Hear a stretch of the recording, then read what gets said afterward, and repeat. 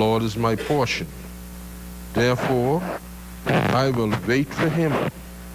The Lord is good to those whose hope is in him, to the one who seeks him. It is good to wait quietly for the salvation of the Lord. It is good for man to bear the yoke while he is young. Psalms 42:11. Why are you downcast, O my soul? Put your hope in God, for I will yet praise him, my Savior and my God. Shall we pray? Lord, the God of righteousness and truth, grant to our Governor General, Dame Marguerite Pindling, and her government, to members of Parliament, to all in possession of responsibility, the guidance of your Spirit.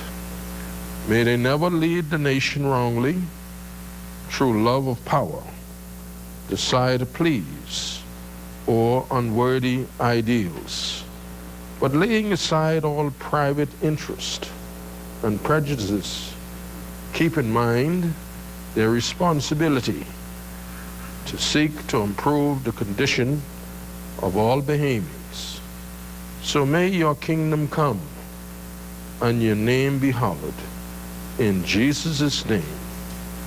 Honorable members, praying the prayer Jesus taught his disciples pray, saying, Our Father, who art in heaven, hallowed be thy name, thy kingdom come, thy will be done on earth as it is in heaven.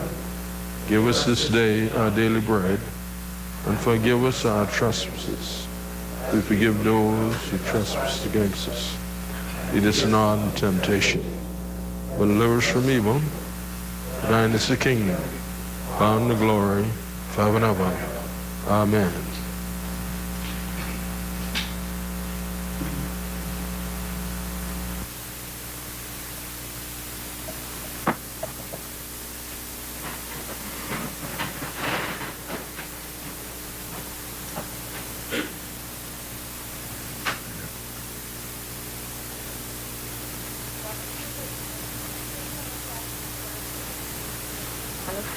Renwood Wells, Jeffrey Lloyd, Dr. Dwayne Sands, Marvin Dane, Frankie Campbell, Dionisio Diaguila, Michael Pintard, Darren Hensfield, Romuald Ferrero, Lanisha Roll, Renzo Rose, Ellsworth Johnson, Philip Davis, Vaughn Miller, Patricia Parker Edstrom, Ira Lewis, Carlson Bole, James Aldrin, Travis Robinson, Adrian Gibson, Ronald Saunders, Frederick McAlpine, Hank Johnson, Mark Hume, Michael Cook, Miriam Reckley Emmanuel, Reese Chipman, Ruben Rami, Ricky Mackey, Shannon Dawn Cartwright, Sean L. Ferguson, Dennis Anna Martin, Kaito Forbes, Chester Cooper.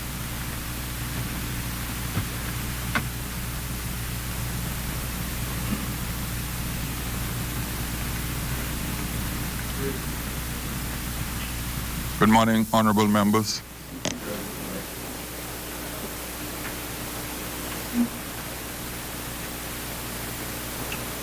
Introduction and swearing in of new members. Lying of documents by ministers.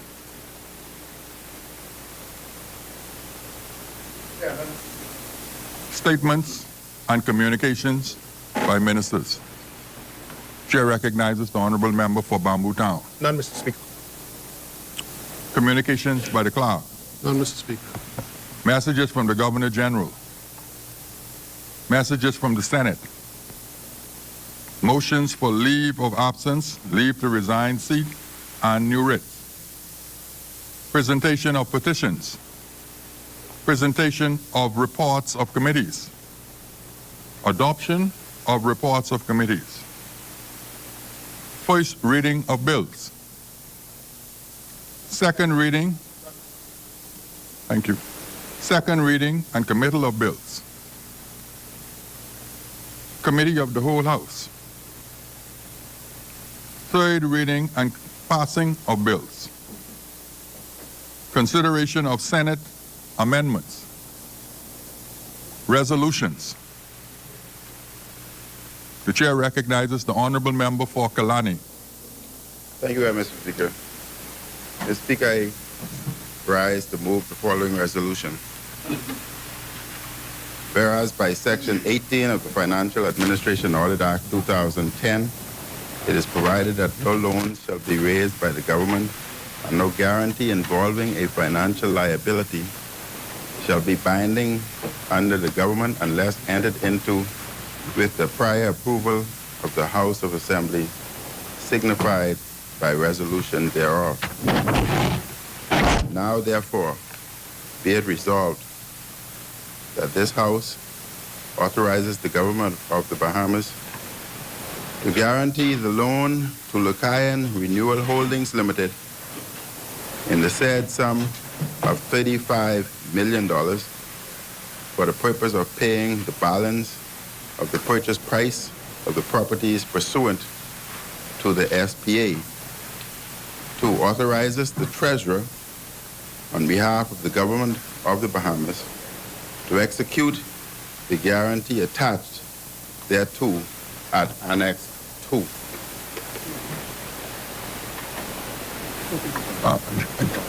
Just a moment, honorable member. Can we have some more volume on the honorable member's mic? You want?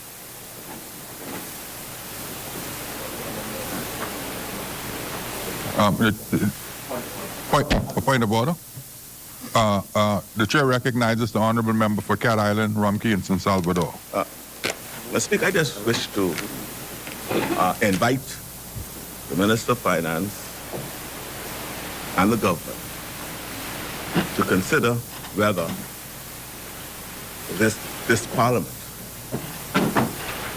could do what they're asking them to do, and that is to approve this resolution for a guarantee to an entity that does not fall within the identified entities in Section 17 of the Financial Administration Act.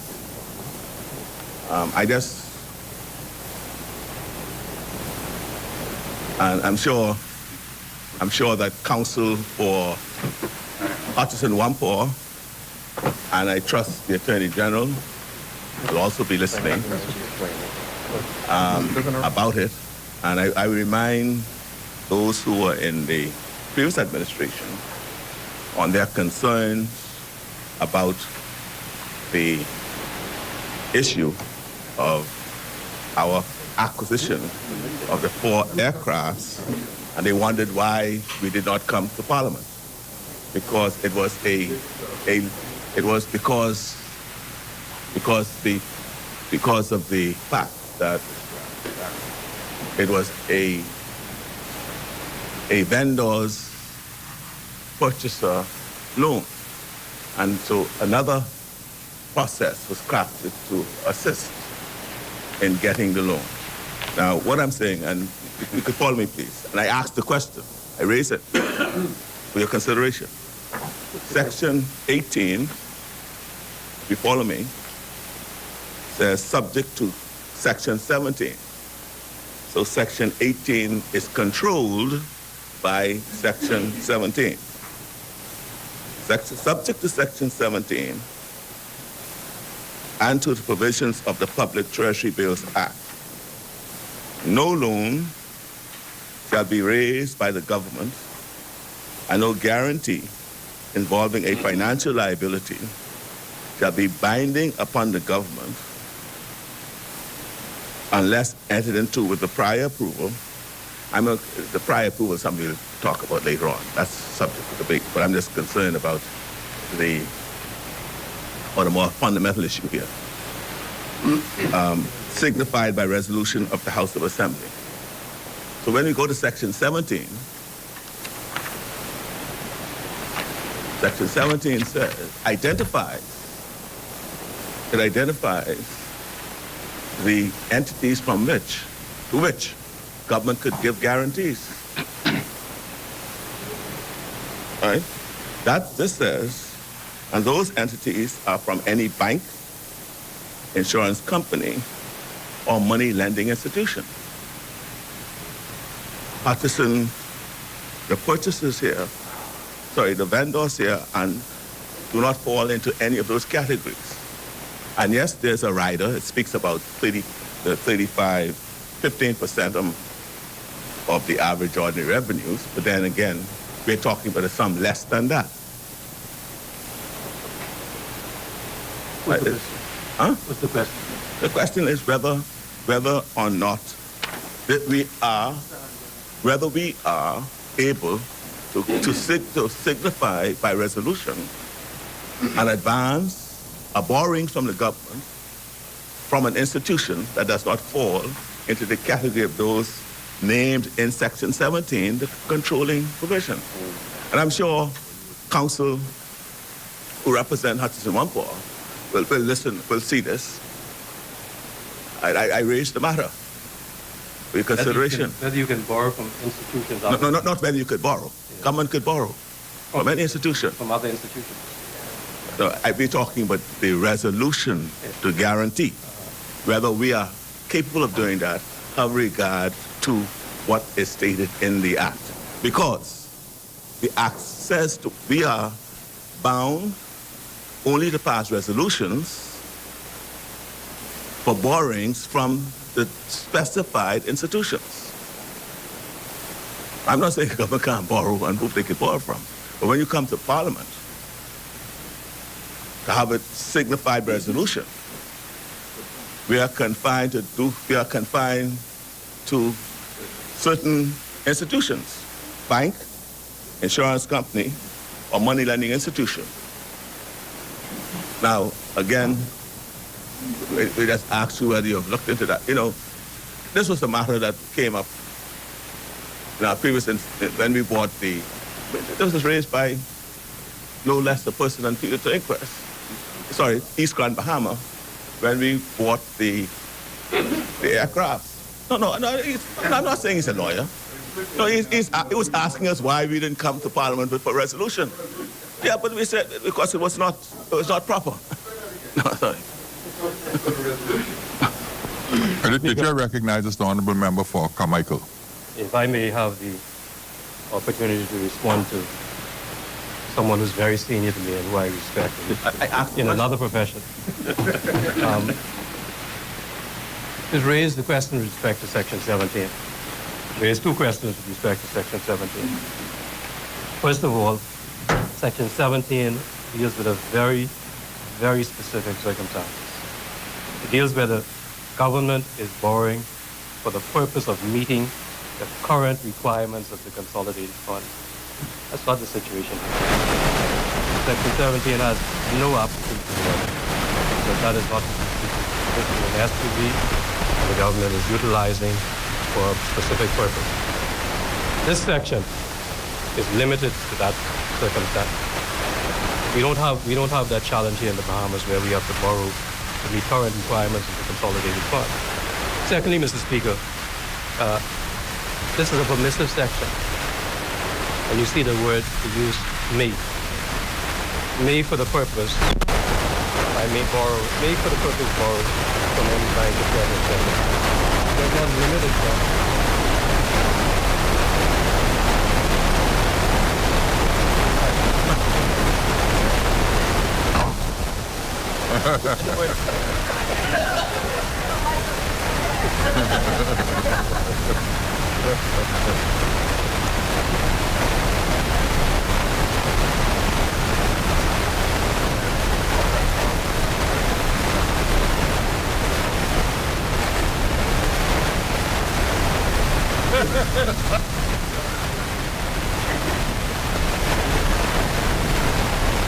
Honourable member, you may proceed.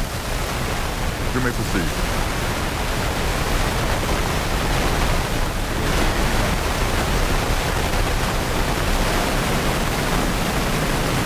that didn't happen anyway. Mr. Speaker, this section also uses the permissive link. Just a moment, Honourable member.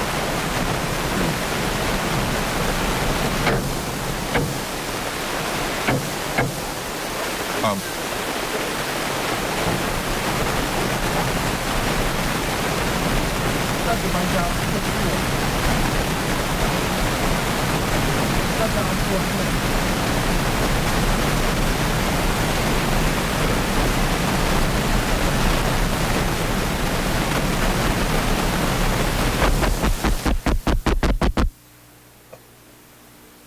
Mr. Speaker, Thank you, Honorable Member. the section uses the permissive may, and it creates what lawyers refer to as a genus.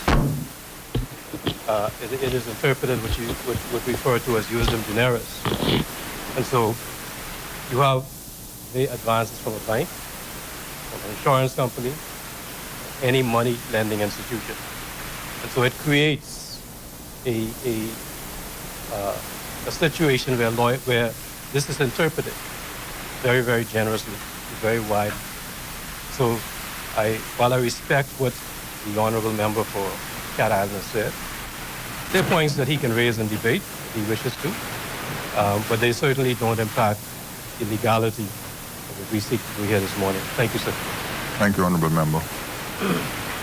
The chair recognizes the Honorable Member for Cat Island, Rumpke, and San Salvador. I raised the matter.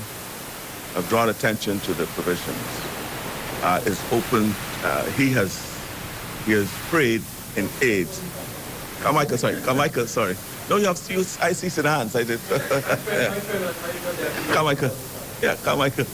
Carmichael has ably put an attractive interpretation to the provisions. Attractive. Yeah. The merit of it will be whether councils who have been listening to him for the purchase of vendors will adopt it. Because at the end of the day, it is their risk, not ours. Thank you. Thank you.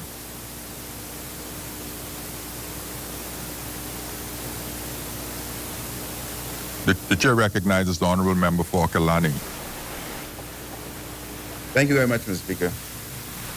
Mr. Speaker, before I start, I'd just like to recognize members of the Union in Grand Bahama, both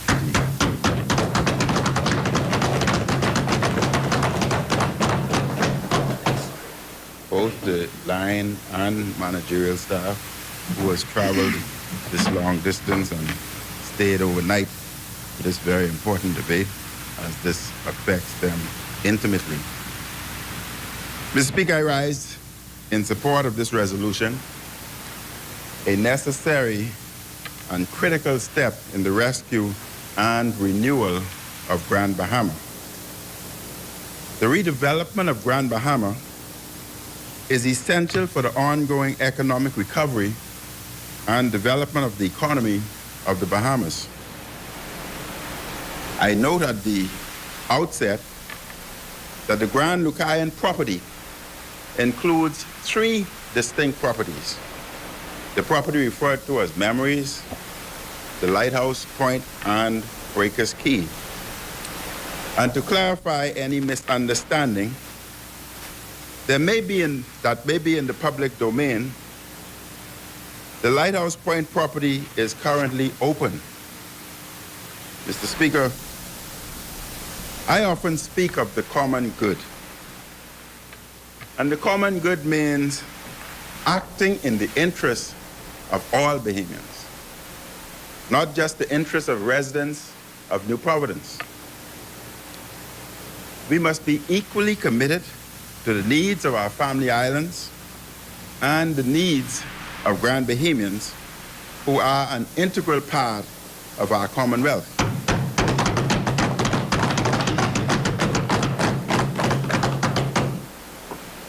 I note, Mr. Speaker, the sentiment of Michelle Dorset of the Commonwealth Union of Hotel Services and Allied Workers Union, who represents the line staff at the Grand Lucayan, who said of the government's stance on the Grand Lucayan, and I quote, "We have to pull together. We cannot be divided." She went on to say, Mr. Speaker, We have suffered for too long, and I thank the government from the bottom of my heart for what they have done. End quote.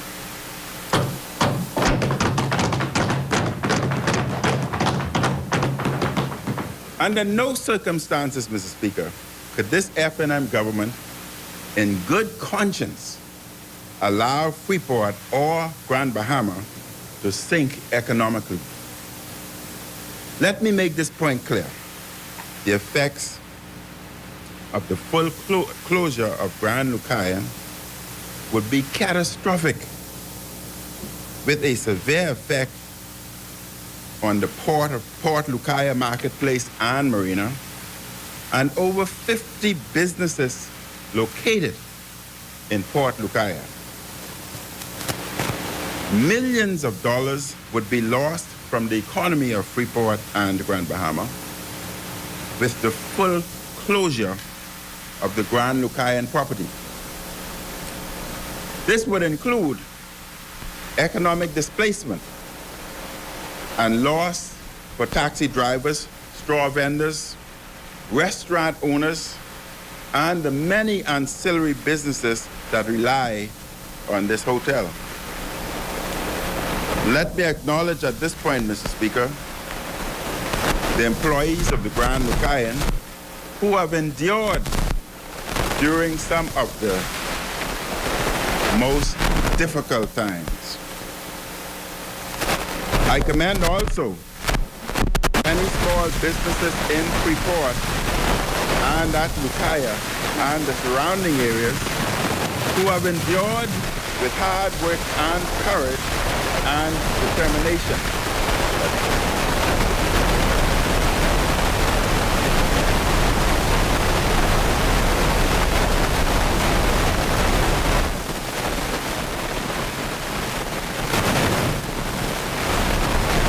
Thank you, Mr. Speaker. Mr. Speaker, this government, Just a moment.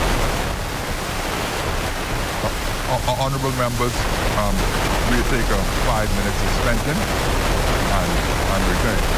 The business of this House stands suspended for 5 minutes. Just before we begin, I wish to request of you, each of you, that in all of your zeal and enthusiasm during the presentations, that you would not bang on the table. Apparently there's an issue with one of the cables, and so you can applaud, use your hands this time. The chair recognizes the honorable member for Kalani. Mr. Speaker, as I rise, I can applaud myself. Mr. Speaker, I want to start all over, start that clock. Back to zero for me, please. Back his time. I don't want to lose 3 seconds. Leave granted to begin afresh. Thank you, Mr. Speaker. I rise in support of this resolution, a necessary and critical step to the rescue and renewal of Grand Bahama. The development of Grand Bahama is essential for the ongoing economic recovery and development of the economy of the Bahamas. Who's singing? I note at the outset, Mr. Speaker, that the Grand Lucayan property includes 3 distinct hotel properties. The property referred to as Memories, Lighthouse Point, and Breakers Key. And to clarify any misunderstanding there may be in the public domain at this time, the Lighthouse Point, that property, Mr. Speaker, is currently open. Mr. Speaker, I often speak of the common good. And the common good means acting in the interests of all Bahamians, not just the interests of residents of New Providence, but all Bahamians. And we must be equally committed to the needs of our family islands and the needs of Grand Bahamians. who are an integral part of our Commonwealth. I note, Mr. Speaker, the sentiment of Michelle Dossett of the Commonwealth Union of Hotel Services and Allied Workers Union, who represents the line staff at the Grand Lucayan, who said at the government stands on the Grand Lucayan, and she said these words, Mr. Speaker, in the most emotional and passionate manner. And I quote, "We have to pull together. We cannot be divided."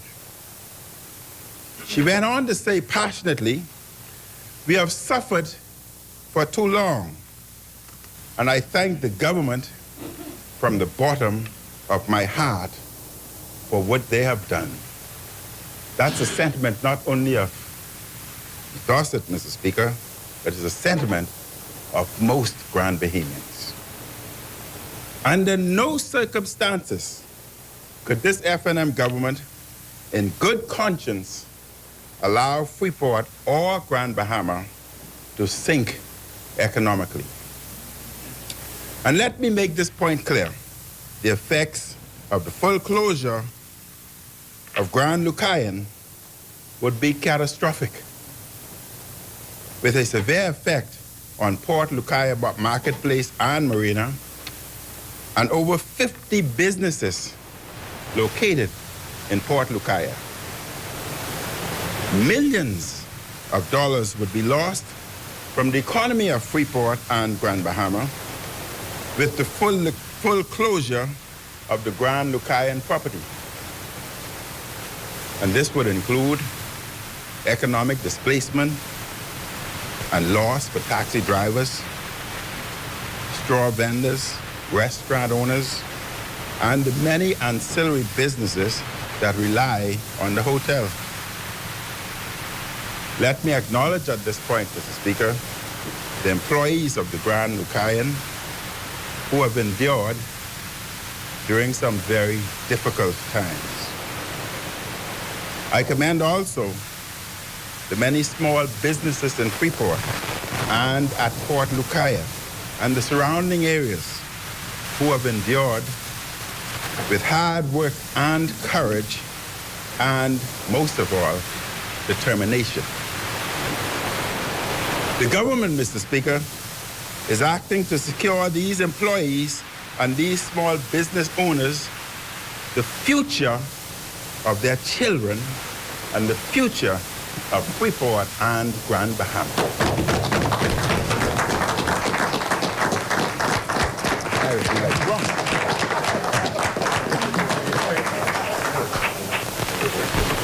I say to all those employees, businesses, taxi drivers, straw vendors, and to the entire island of Grand Bahama, a new day is truly beginning in Grand Bahama.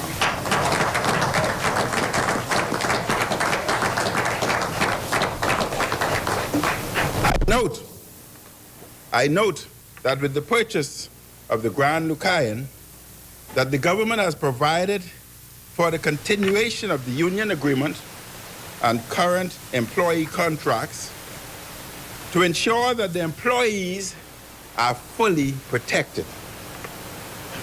While the government did not have to do this, it was the right thing. It was the right thing to do.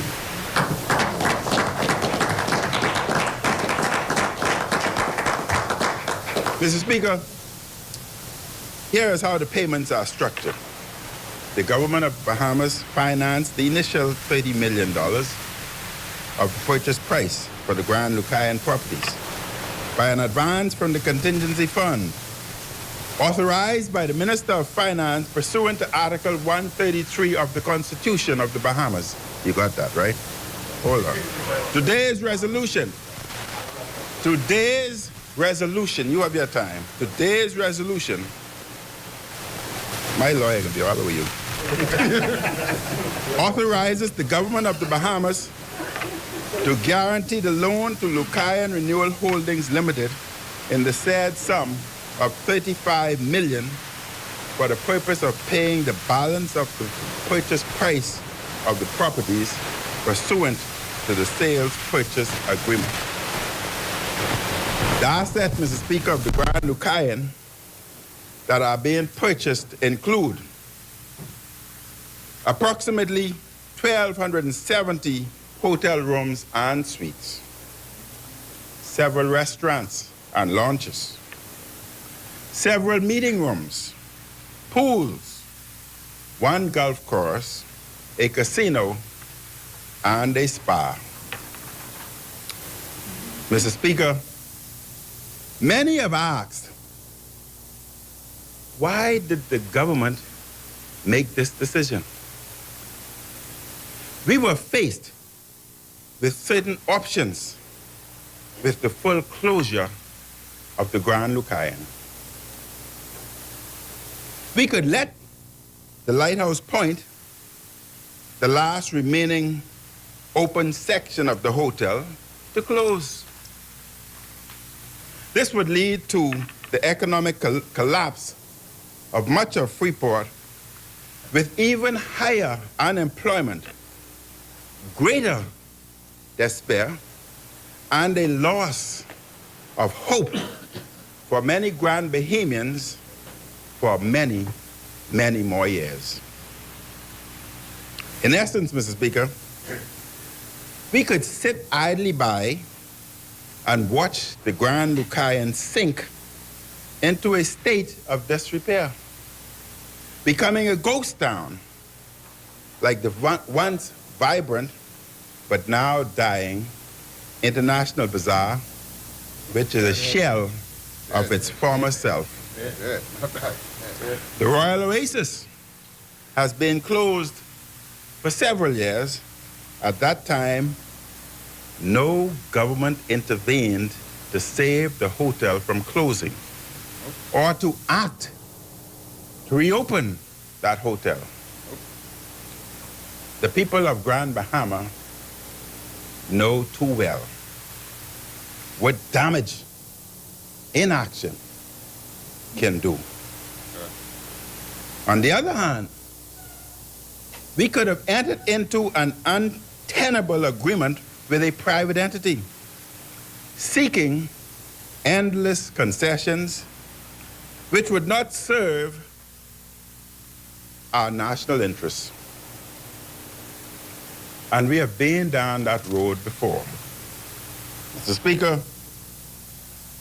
in the operation of the Grand Lucayan under the last PLP government, the PLP granted combined subsidies to Hutchinson and Sunwing, which would have totaled approximately $21 million annually for a period of at least 7 years. This would have amounted to the payment of over $147 million. In 2013, the PLP agreed to pay Sunwing subsidy for electricity, consumables imported, freight charges, insurance. And I asked the question, did the PLP ever table those documents? No. The PLP was content to pay out these subsidies with no equity in the Grand Lucayan, and with little or no prospect for the rebranding and redevelopment of the property. To continue such a massive subsidy would have been a mistake. It was because of Hurricane Matthew that this arrangement ended. I find it amazing, Mr. Speaker, I find it extremely amazing that the leader of the opposition, whose party arranged this deal when they were last in government, is now offering financial and other advice about the future of the Grand Lucayan. You couldn't be serious. You could not be serious. This is fun. It's the Brave Davis administration. The PLP, Mr. Speaker, has no plan. No plan for the Grand Lucayan and Grand Bahama. They had no plan for the Grand Lucayan and Grand Bahama during their last time in office. They still have no plan, no ideas, and no vision. What they say is plenty talk. Talkers they are, doers they are not. I also note that Hurricane Matthew hit Grand Bahama in October 2016. The hotels were closed and the PLP were unable to convince Hutchinson to renovate or reopen Baker's Key or Memories. Mr. Speaker, life, like government, is about making difficult decisions, especially when faced with tough and complex choices. As a medical doctor, I have often had to advise strong measures and to make decisive and tough decisions to save a patient and to restore life.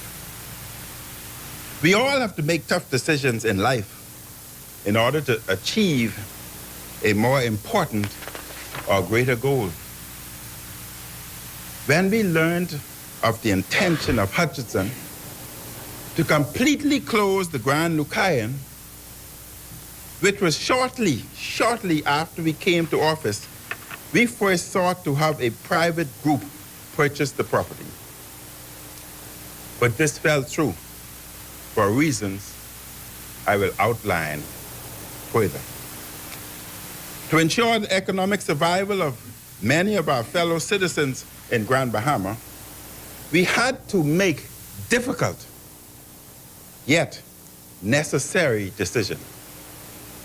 The Cabinet of the Bahamas decided that the government should take temporary ownership of the Grand Lucayan with the commitment to resell the property as quickly as possible.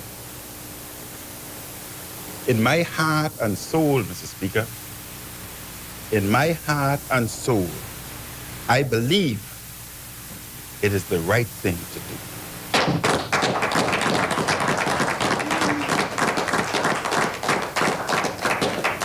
I say again, Mr. Speaker, I am convinced it is the right thing to do.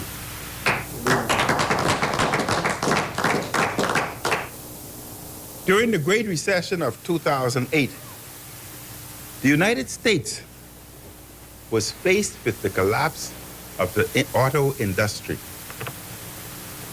To save the industry and to save Detroit, Michigan, and other areas which produced cars, then President George W. Bush, a Republican, initiated a large-scale auto bailout.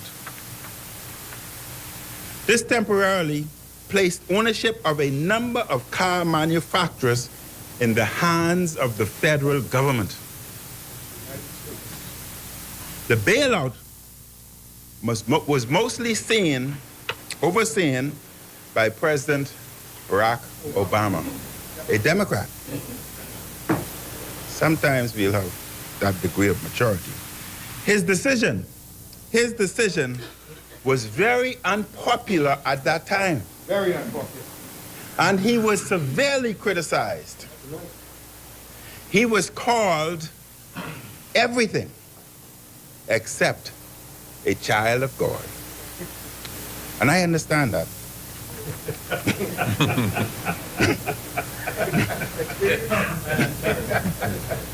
The auto bailout by the U.S. federal government, Mr. Speaker, cost $80 billion, funds that were eventually repaid. The auto industry roared back, and the U.S. government relinquished its temporary ownership. After the recovery of the auto industry, Mr. Speaker, President Obama said, and I quote, "It was the right thing to do."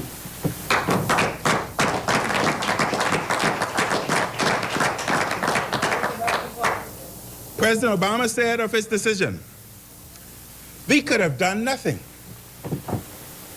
which some people said we should do, and let those companies fail. But think about what that would have meant for this country, the suppliers, the distributors, the communities that depend on the workers who patronize the restaurants and shops at the stores. All those companies would have gone under also. End quote. Mr. Speaker, I firmly believe that our government is doing the right thing.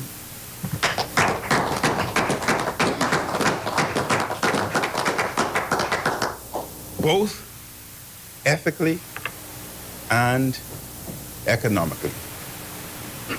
I understand the concern and the reluctance of quite a number of Bahamians about the government purchasing the Grand Lucayan. Some remember the decision by a former PLP government to purchase a number of hotels on Cable Beach some decades ago. The hotels became a major drain on the public treasury. You remember? There was tremendous nepotism and cronyism and bloated contracts and political interference in the management and running of those hotels. But Mr. Speaker, because of our commitment to private ownership, it was the FNM which privatized those hotels. And indeed, the FNM has a greater commitment to private enterprise and ownership than the PLP. The PLP has a record of maintaining state ownership of entities which should be privatized. They like state control so that they can cook up more deals for themselves. And the PLP like to raid government corporations. There is a distinct difference between the FNM and the PLP.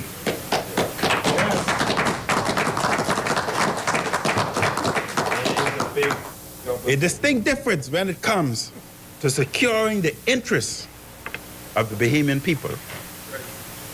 We are securing the Grand Lucayan for the people of Freeport and the Bahamas. In ordinary times, the FNM would not propose government ownership of an entity such as Grand Lucayan. But these, Mr. Speaker, these are not ordinary times. We are faced with an emergency in Freeport and Grand Bahama. Mr. Speaker, my administration made a deliberate decision to establish a special purpose vehicle to acquire all of the assets of the Grand Lucayan. The name of the SPV, Special Purpose Vehicle, is Lucayan Renewal Holding Limited, a name that signals our intention to aggressively promote the renewal of Grand Bahama, inclusive of the Grand Lucayan and Port Lucayan.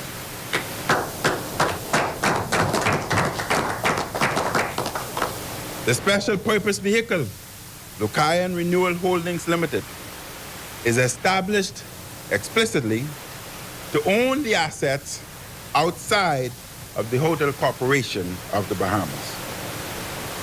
And this is, Mr. Speaker, a demonstration of the government's view that this acquisition represents a special case. It is not a return to the old way of hotel ownership.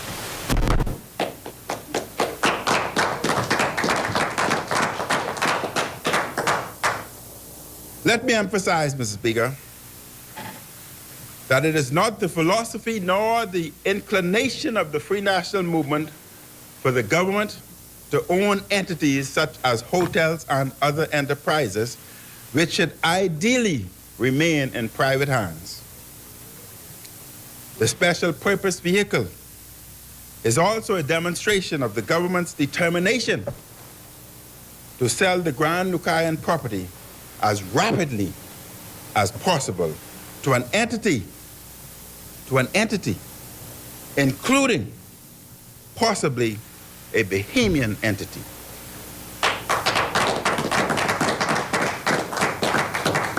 With the demonstrated capacity to make it a commercial success. Mr. Speaker, I think when we speak of a Bahamian entity, I would like members here and Bahamas at large to Google the whole process of Stewart, his rise to what he has today. Why should we not have our own Butch Stewart? His net worth is now $1 billion. That's what we should be doing, Mr. Speaker, encouraging Bahamians. And that would be our first choice, to sell to Bahamians. The SPV, the Lucayan Renewal Holdings Limited, has a Bahamian board which took responsibility for the resort last week. I thank the board for their work thus far and their willingness to serve their fellow Bahamians and the good people of Grand Bahama. The board comprises of the following individuals, Mr. Speaker. Mr. Michael Scott, a noted commercial attorney who heads the Hotel Corporation. Mr. Terrence Gape, a noted property attorney in Grand Bahama who has extensive experience in investments in Grand Bahama. Willie Moss, another experienced attorney and former vice president of the Grand Bahama Port Authority who lives in Grand Bahama. Linda Turnquest, a qualified accountant, chief financial officer, second in charge and highest ranking Bahamian at the Grand Bahama Shipyard, the largest cruise ship care facility in the world. Ed Reming, an experienced forensic accountant and insolvency practitioner who also worked on the Bahama matter. Russell Miller, who has had many years in the hotel industry, both in Freeport, New Providence, and abroad. Carrie Leonard, another experienced commercial attorney who lives in Freeport and formerly at the Grand Bahama Port Authority. The board has the obligation of ensuring that the Lighthouse Point remains open, securing the employment of the workers at that hotel.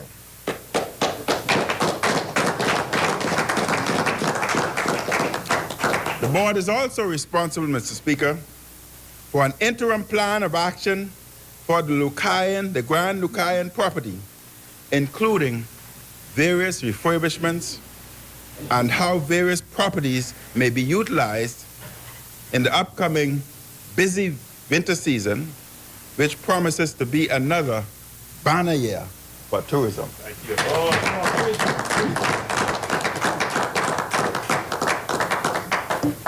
Mr. Speaker,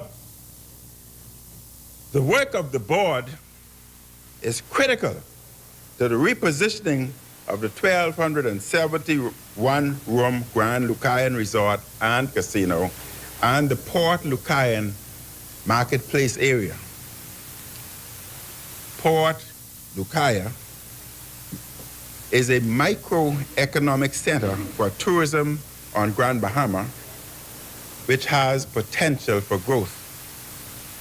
The board of Lucayan Renewal Holdings Limited is also committed to an exit strategy to sell the Grand Lucayan properties to a private entity. This exit strategy, Mr. Speaker, includes the identification and selection of a qualified buyer within a short as possible time frame. And this potential buyer should be able to help create a unique destination with the accompanying airlift and marketing that will help to make the property and the destination successful. Let me emphasize, Mr. Speaker, that we are not simply trying to recruit an investor to whom we can just quickly sell the property. We are seeking investors who will help to ensure that the Grand Lucayan is part of a springboard which will also help to catalyze the redevelopment the Port Lucayan area. Let me note the following of the sale and selection process of a potential buyer. The board will ensure that the principles behind each expression of interest will be carefully vetted by international agencies for proof of financial ability or proof of funding, proof of fit and proper character, with a reputation for executing international resort brands with knowledge and experience in marketing. The board, Mr. Speaker, they have already commenced reviewing expressions of interest from several organizations previously received by the Office of the Prime Minister and has scheduled other courtesy meetings as necessary. There are a number of entities that have expressed serious interest in purchasing the Grand Lucayan property. And indeed, discussions have begun with a number of individuals for the sale of the said property. The board recognizes that its responsibility is to do more than ensure a swift sale of the Grand Lucayan. The board recognizes, Mr. Speaker, that it has the responsibility to identify a well-funded group with a vision to create a sustainable tourism destination to whom the asset can be assigned in an outright sale. Mr. Speaker, in 2016, Grand Bahama was severely affected by Hurricane Matthew. All three properties closed after the hurricane. In November 2016, only the Lighthouse Point reopened and remains the only property of the three that is open. The owner of the Grand Lucayan decided not to renovate and to reopen Memories and Breakers Key, which remained closed 2 long years later. After the devastation of Hurricane Matthew, the people of Freeport and Grand Bahama experienced the devastation of these properties being shattered. This was devastation upon devastation. It is estimated that because of the closure of Memories, hotel rooms available on Grand Bahama fell by 57%, and hotel nights sold fell by 59%. The Grand Bahama Tourist Board also reported that as a result of the closure of 2/3 of the resort, total hotel rooms available and rooms revenue on the island decreased by approximately 60%. Mr. Speaker, the public should be aware of the facts which led to this decision. Hutchison made it clear after Hurricane Matthew that they wished to sell the hotel property. They refused to invest further funds to reopen the remaining properties. In April 2017, Canadian developer Paul Wynn of Wynn Development Limited entered into a letter of intent with the present owner Hutchison at a purchase price that was substantially more than $65 million. You know how much it is. If the press asks me, I can tell them.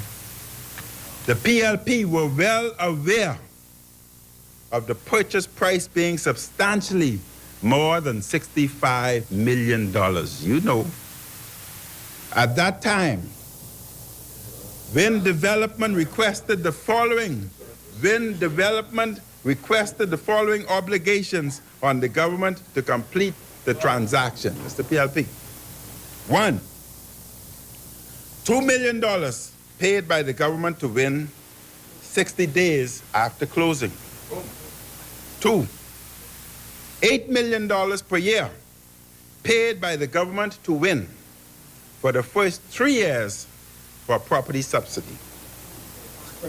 3, Not an operating subsidy now. $7.2 million per year for the subsequent 2 years for property subsidy. That's 14 million. 4, $1.5 million per year for 5 years casino subsidy. 5, airlift subsidy of $7 million for 3 years. And that the government agreed to a most favored nation status. That's your 65 million right there. While the PLP announced a letter of intent during the 2017 general election campaign, they were not able to move past this letter of intent prior to the election. They were also, Mr. Speaker, unable to secure confirmation on the operations of the hotels. Mr. Speaker, after coming to office, my government was confronted with the reality that if the sale of the hotel was not completed, Hutchison would close the resort. In fact, my government was confronted with this reality and intervened to prevent this occurrence on several occasions. We were committed to ensuring that we preserved the jobs of the existing employees and all those jobs and businesses which would be in jeopardy should the resort completely closed. Contrary to what has been said by some, and they know of whom I speak, my government immediately began to communicate with Paul Wynn and his representatives, evidenced by the communications from as early as 22nd of May 2017. We also began discussions with the Sunwing representatives, and they had the agreement to operate the Memories Resort. After several months of negotiations with Paul Wynn and Sunwing, it was proposed in August 2017 that in order for the wind development to complete the deal with Sunwing as operator, the government should agree to pay the following. 1. Wind Group landlord support of $8.5 million. 2. Sunwing Group 744 room subsidy and Canadian airlift to the tune of $9 million. 3. AM Wind Group subsidy of $1.43 million. 4. USA Airlift program operated by Sunwing Group, $4 million.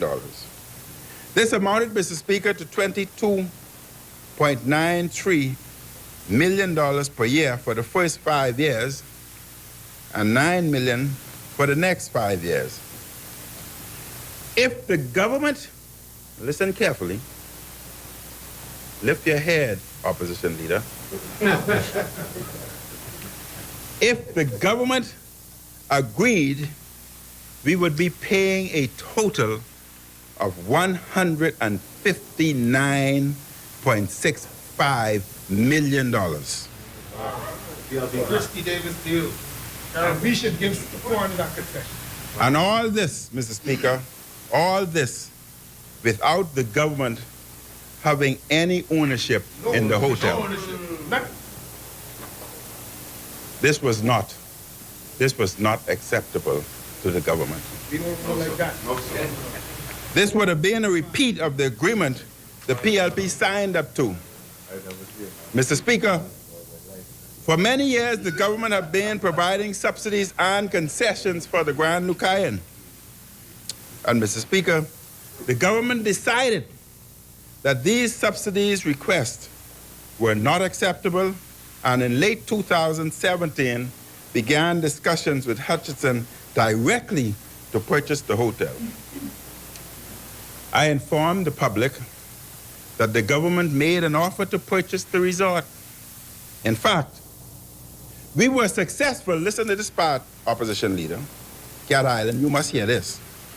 We were successful in our negotiations in bringing the purchase price down significantly.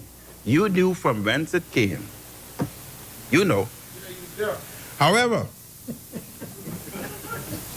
before the government signed a letter of intent with Hutchinson, Paul Wynne re-emerged and requested that the government partner with him in the purchase at a reduced price, with equity interest being granted to the government and a reduced amount of government subsidy payments. After further negotiations, aided by the government, Paul Wynne executed another letter of intent with Hutchinson, dated in January 2018, this time with a purchase price of $65 million. My government immediately continued discussion with Paul Wynne on a heads of agreement, which would include the purchase, development, and renovation and tourism plan for Grand Bahama. And over the next few months, the government continued detailed and complex negotiations on airlift, the government's equity interests, development plan, renovations cost, work permit, and other items. In June 2018, our administration and Sunwing drafted a tourism support document. The government could not agree to the added terms added by Sunwing. In July 2018, we continued negotiations with Paul Wynne and another operator.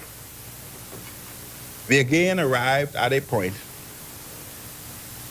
where we had a draft heads of agreement. However, after we gave Mr. Wynne an absolute deadline to complete, he presented us with changes to the heads of agreement.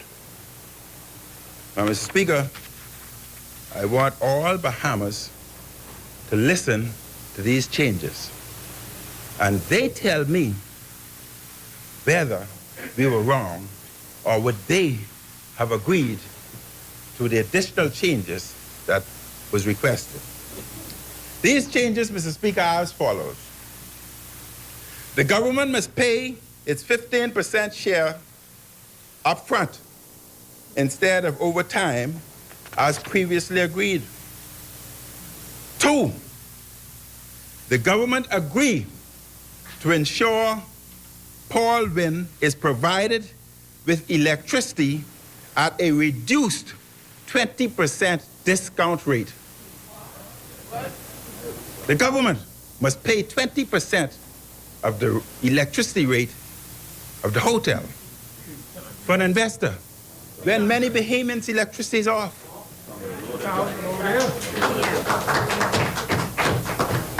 3, Mr. Speaker, Paul Wynn would be permitted to employ 420 non-Bahamians for work on the project. Never. What would that do to Grand Bahama? 420 non-Bahamians for work on the project.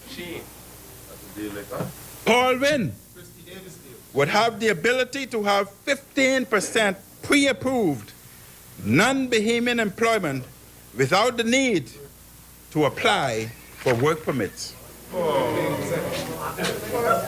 These are the requests. These are the requests of us, Mr. Speaker. In addition to that, Paul Wynn would not be liable to pay any increase in taxes. If by chance, God forbid, and it's not going to happen, so I don't want the press say minutes say taxes will increase. Get it right. If by chance there was an increase in taxes, Paul Wynn pays the old tax and the government absorbs what difference there are. Mr. Speaker, the other request by Paul Wynn of the government of the Bahamas was an annual marketing subsidy of $750,000. Other request was no casino taxes. Another request, Mr. Speaker, was that the government must commit to purchasing the Grand Bahama, the Freeport International Airport, or build a new one within 2 years. And this is the part I want the Bahamians to hear. I want them to, I'm going to put this in basic language. The government should pay for any losses that Paul Wynn, the hotel, incurs. In other words, and in addition to that, guarantee him 7% return. In other words, Mr. Speaker, what he had requested of us was if he lost $5 million, we must pay him $5 million. Plus 7% of the $5 million plus the other millions that he made.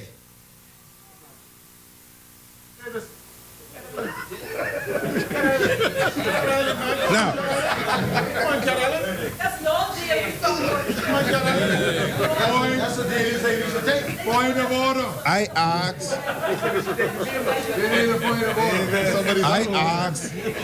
Mr. Speaker, I asked the Bahamian people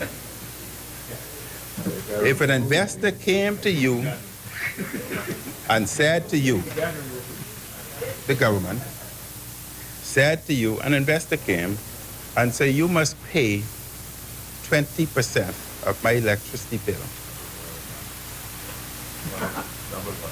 You must allow me, remember the hotel only has 400 workers, you must allow me 420 work permits. You must also guarantee me that I will have no losses. You will absorb that loss. In addition, you must give me 7% return. And they also come and inform you that you must assist with marketing. If taxes were to change, God forbid, let's say VAT just moved from 7.5 to 12, they must remain at 7.5, and you and I, we must pay 12, but not them. We must pay the additional 4.5 for them. And if, God forbid, like in the UK and other Caribbean countries, where VAT is 20%, now get this right, press, I'm not saying the Bahamas VAT going up, get it right. But if, God forbid, VAT moved to 12%, they must remain at 7.5, and as poor Bahamians must absorb that extra cost for them. Now I ask them, were we wrong in telling him, I don't want to say where I told them to go and how deep. I don't want to say that.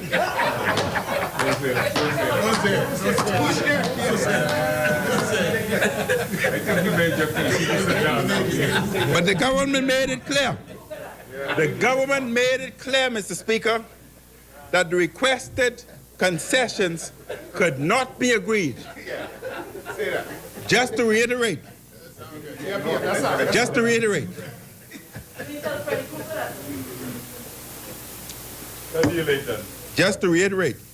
the escalated requests for concessions included an excessive number of work permits for both the construction and operating phases of the property, and requests for guaranteed returns on funds invested, and requests for guaranteed coverage of any loss. Now, when the total financial value, Mr. Speaker, I want the opposition leader to listen to this. When the total financial value of the concessions being requested for the initial 10-year period exceed the acquisition price plus the estimated cost to renovate the property, the government's decision on how to proceed on the Grand Lucaya became clear. Crystal. Let me offer a general note here. Transparency is essential for good governance. Still, Mr. Speaker, notwithstanding the cries for information to be made public during negotiations, there is a need for confidentiality. This is the case whether one is discussing matters of foreign policy with foreign governments or negotiating with prospective investors, whether domestic or foreign. Mr. Speaker, this decision to purchase the Grand Lucayan is in the greater national interest. Restoring, and reopening the properties at the Grand Lucayan is vital to the economy of Grand Bahama. You have no interest in Grand Bahama.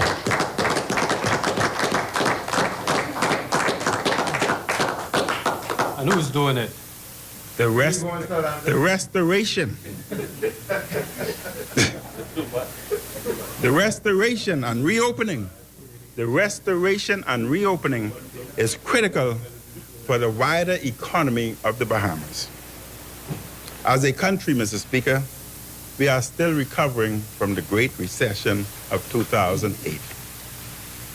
Economic growth has returned, but this growth must be sustained. And to sustain this growth, we must revitalize Grand Bahama, an island you have no interest in. To revitalize Grand Bahama, Mr. Speaker, we must ensure that the Grand Lucayan is revitalized. After all, we are one Bahamas.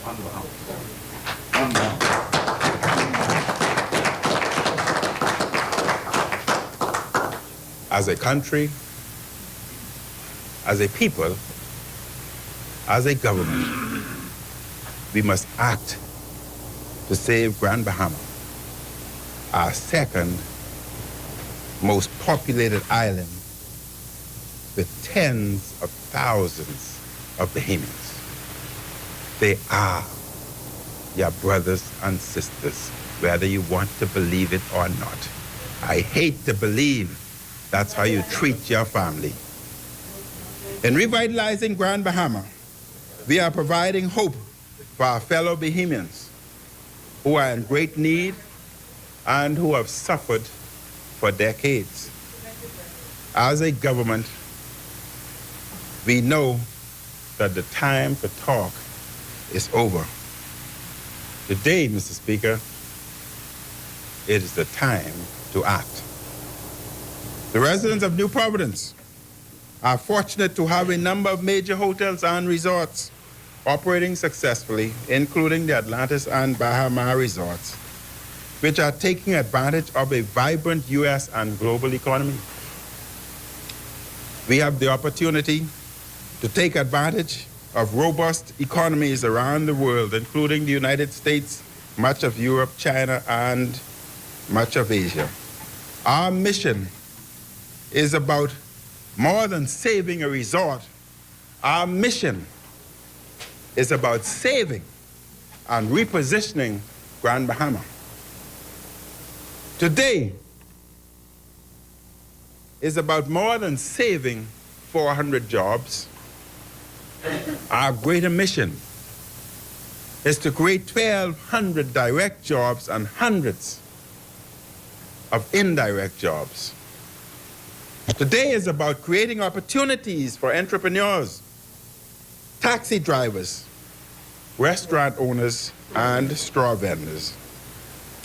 A new beginning for Grand Lucayan will be the catalyst for tourism and economic growth for Grand Bahama.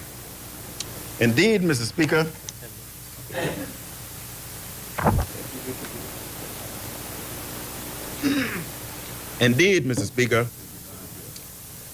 the Ministry of Tourism has developed a comprehensive plan for Grand Bahama to be a new destination unique from other islands. The umbrella effect of our destination's robust marketing thrust will prove to be far-reaching in its impact.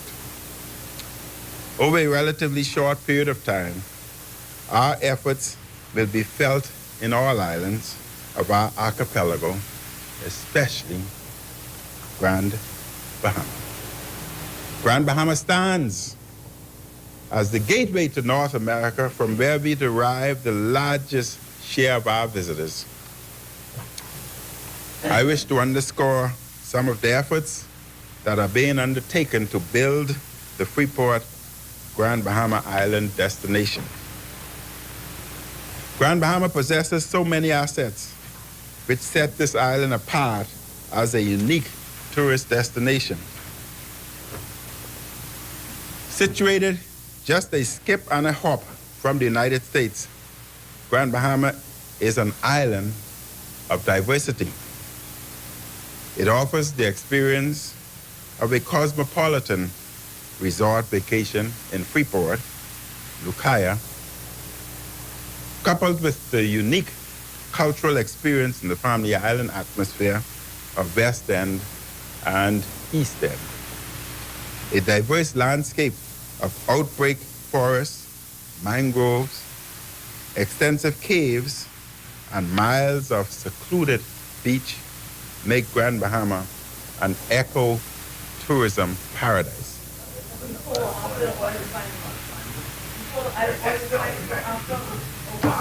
Given its pristine landscapes, natural wonders, and surrounding seas, the island of Grand Bahama is ripe for investment in ecotourism product offerings. It is also ripe for diving, fishing, and birding.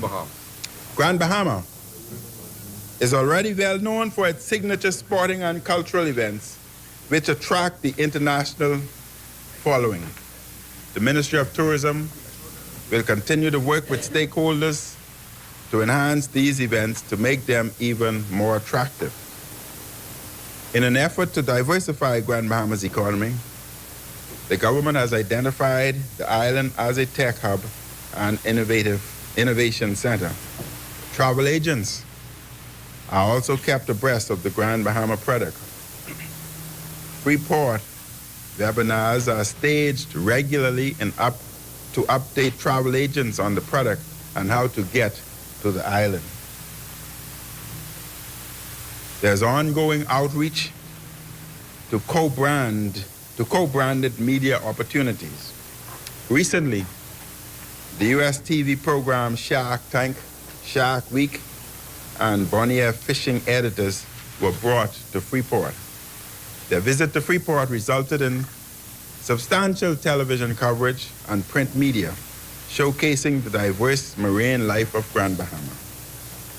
The Ministry of Tourism will promote Grand Lucayan Resort via owned assets like Bahamas.com and its PR channels.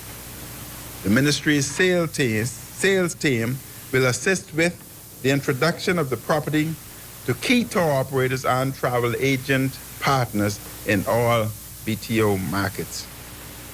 Tourism will also assist with securing an agency to make Grand Lucayan internationally. There's been much discussion about appropriate level of airlift to Grand Bahama. The evidence has shown that the level of destination desired in the international tourism market is such that, coupled with the appropriate marketing strategy, would drive demand for a Grand Bahama vacation. A number of airline partners have indicated their willingness to work with the Bahamas in bringing additional air seats to the destination once hotel rooms are open and demands pick up. The flow of visitors to Grand Bahama is further augmented by non-stop scheduled charter flights from Milan, Italy. Bahamas Air will also play a vital role in providing additional airlift to Grand Bahama from the U.S.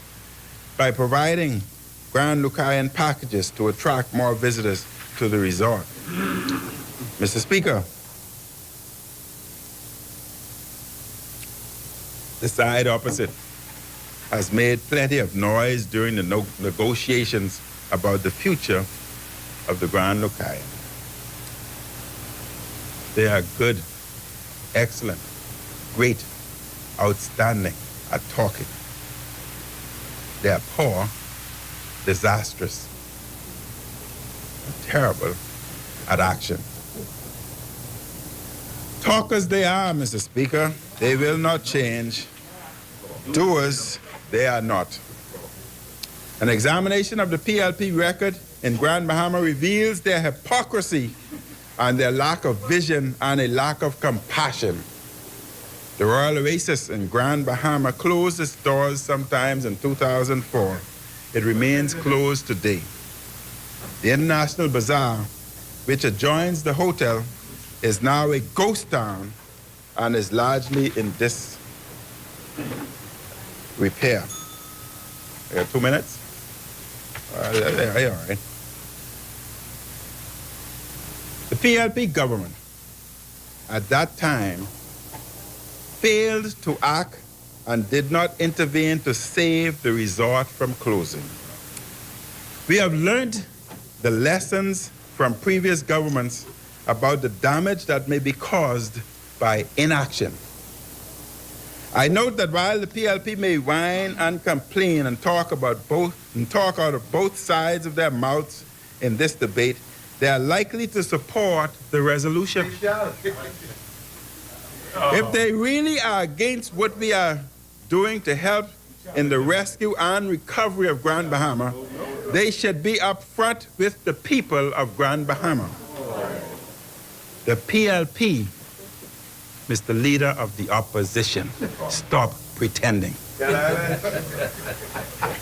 Either they are with the people of Grand Bahama and the Bahamas, or they are not. Simple question, right? Mr. Speaker, what are we doing? What we are doing is not about saving the status quo. What we are doing today is providing opportunity and hope for Grand Bahama and the Bahamas. The previous owners of the Grand Lucayan were not prepared to invest in the future of the property. So it is incumbent upon the government of Bahamas to serve as a catalyst for the redevelopment of Grand Bahama. Our vision and plans for Grand Bahama concern not only the redevelopment of Grand Bahama, and there remain other tremendous prospects for Grand Bahama that will provide hope and opportunity for Bahamians from across our archipelago. I see a day coming, Mr. Speaker, when Bahamians from Nassau and from throughout the Family Islands will go to Grand Bahama because the jobs and business opportunities of a booming economy on that island.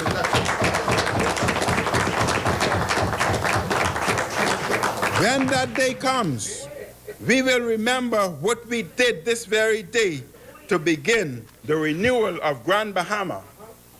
With the decision to purchase the Grand Lucayan and to prepare for its resale, this government is demonstrating that it is prepared to act. The time for talk is over. The FNM government, Mr. Speaker, is acting to restore and redevelop Freeport and Grand Bahama. I support the resolution with great hope for the future and with firm resolve. I thank all of those, including the many public servants and private citizens who have been involved in this process. We are doing the right thing. Yes, sir. Yes. May God bless the people of Grand Bahama. And Mr. Speaker, may God continue to bless the Bahamas.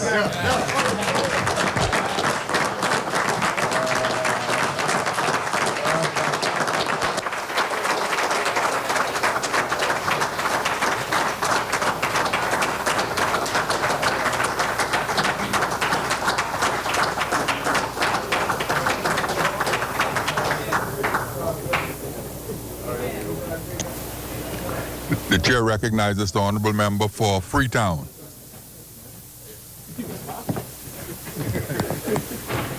Mr. Speaker, that's a very difficult act to follow.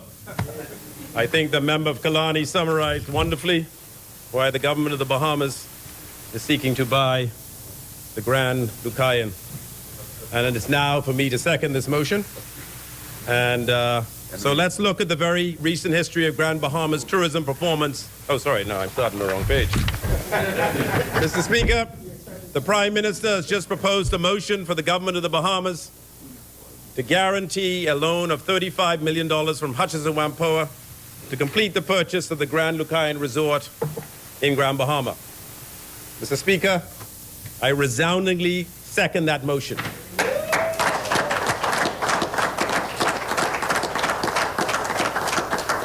I second it from a place of personal conviction. Before I elaborate on the compelling reasons why the government, as a matter of national interest, must purchase this hotel property, please allow me, Mr. Speaker, a couple of minutes to speak to the context that brought the government of the Bahamas to this decision. Well, you can bring this thing along. Mr. Speaker, most of us are familiar with the details of the narrative of Grand Bahama's economy. The narrative of Grand Bahama is one of diversity. It has enjoyed a stable and expanding industrial sector. However, the tourism economy is one of rise and fall. Let's go back 18 years to 2002. Grand Bahama was holding its own, and the tourism economy was doing well. The island boasted an inventory of 4,000 hotel rooms. The International Bazaar was a dynamic shopping destination. The island counted among its popular hotel brands the Princess, the Radisson, the Sheraton, the Westin, the Holiday Inn, the Best Western. Grand Bahama had an exciting annual calendar featuring events like the Greta Weiss 5K, the Superstars Celebrity Challenge hosted by the Princess, the powerboat races, the air shows, score of fishing tournaments, 2 PGA golf courses out of 5. Unfortunately, Grand Bahama was hit by a series of hurricanes and then by the Great Recession.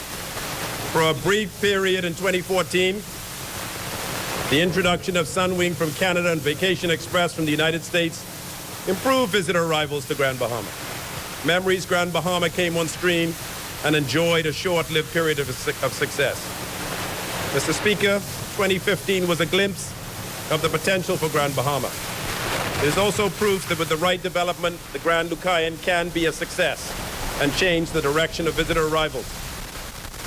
Simply put, the redevelopment of Grand Lucayan will bring additional airlift. Additional airlift will improve the economy, which will bring relief to Grand Bahama.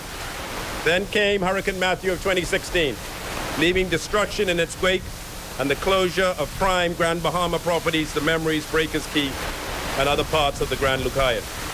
From 4,000 rooms in 2002, I'm advised that the island today has an inventory of just 1,678 rooms. Mr. Speaker, we're talking about a 58% decline in the physical inventory of hotel rooms on Grand Bahama. We need significantly more hotel rooms on the island. Grand Bahama needs this government's intervention, and we will not fail Grand Bahama.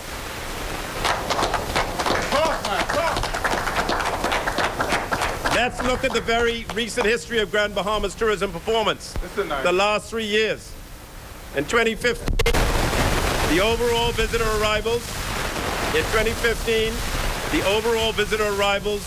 both air and sea, reached a high of 964,308, almost 1 million visitors. 2 years later, in 2017, those numbers had declined to 614,570, a steep drop-off of almost 350,000 visitors, or a staggering 36.3% decline.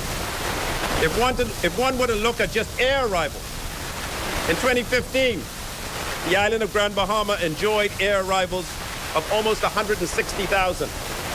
By 2017, that number had dropped precipitously to just 70,692, a decline by more than half, or for those of us that are mathematically inclined, a drop of a whopping 126% in 2 short years.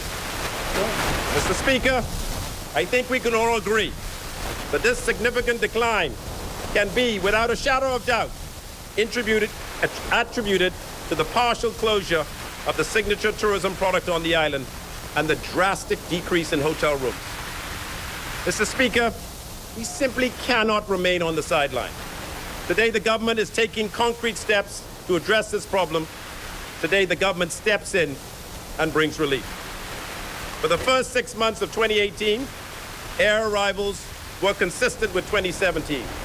But there was thankfully a 26,000 or 7% improvement in cruise/ferry passengers, mostly due to the introduction of new and now daily ferry services from South Florida and the introduction by the Ministry of Tourism of new incentives which now pay the ferry operators based upon the number of passengers that they bring and rewards them even more if those passengers choose to stop over and spend the night in Freeport.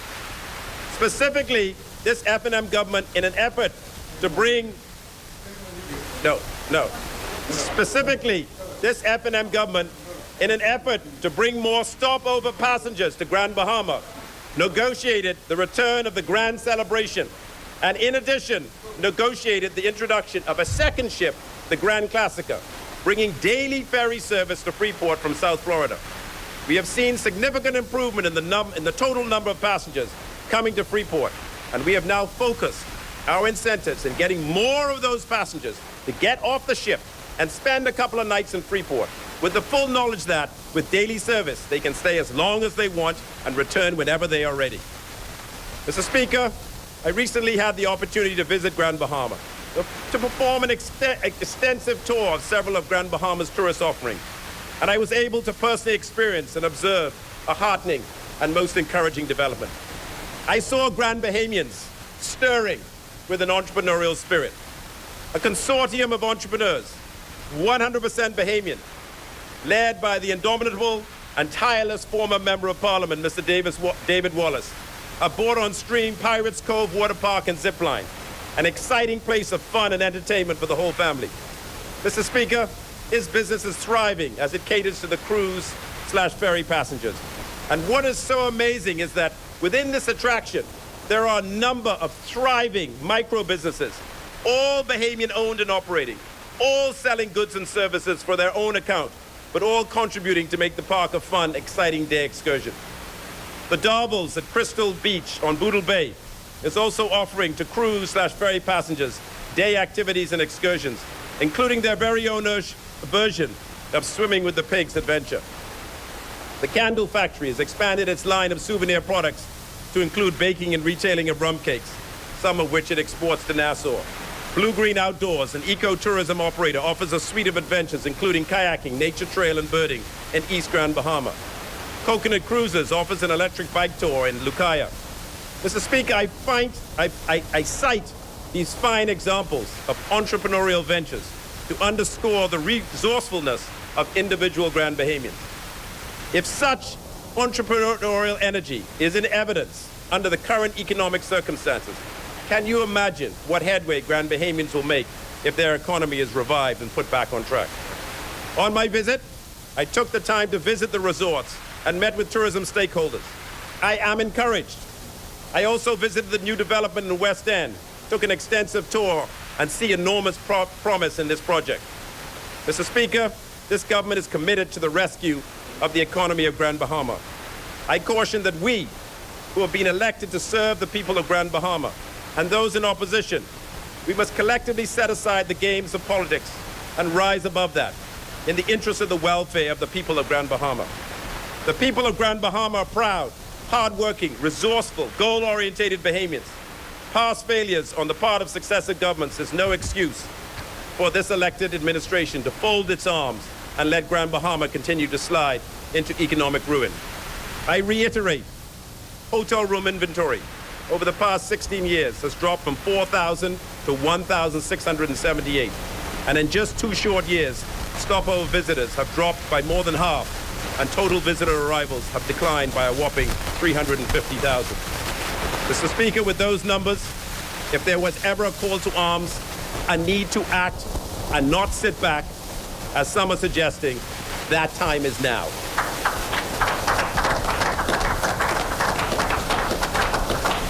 Mr. Speaker, let's look at some of the specifics of the assets of the purchase we propose to secure. The total purchase price of the hotel is $65 million. $10 million deposit has been paid, and $20 million will be done on the date of transfer, or has already been paid.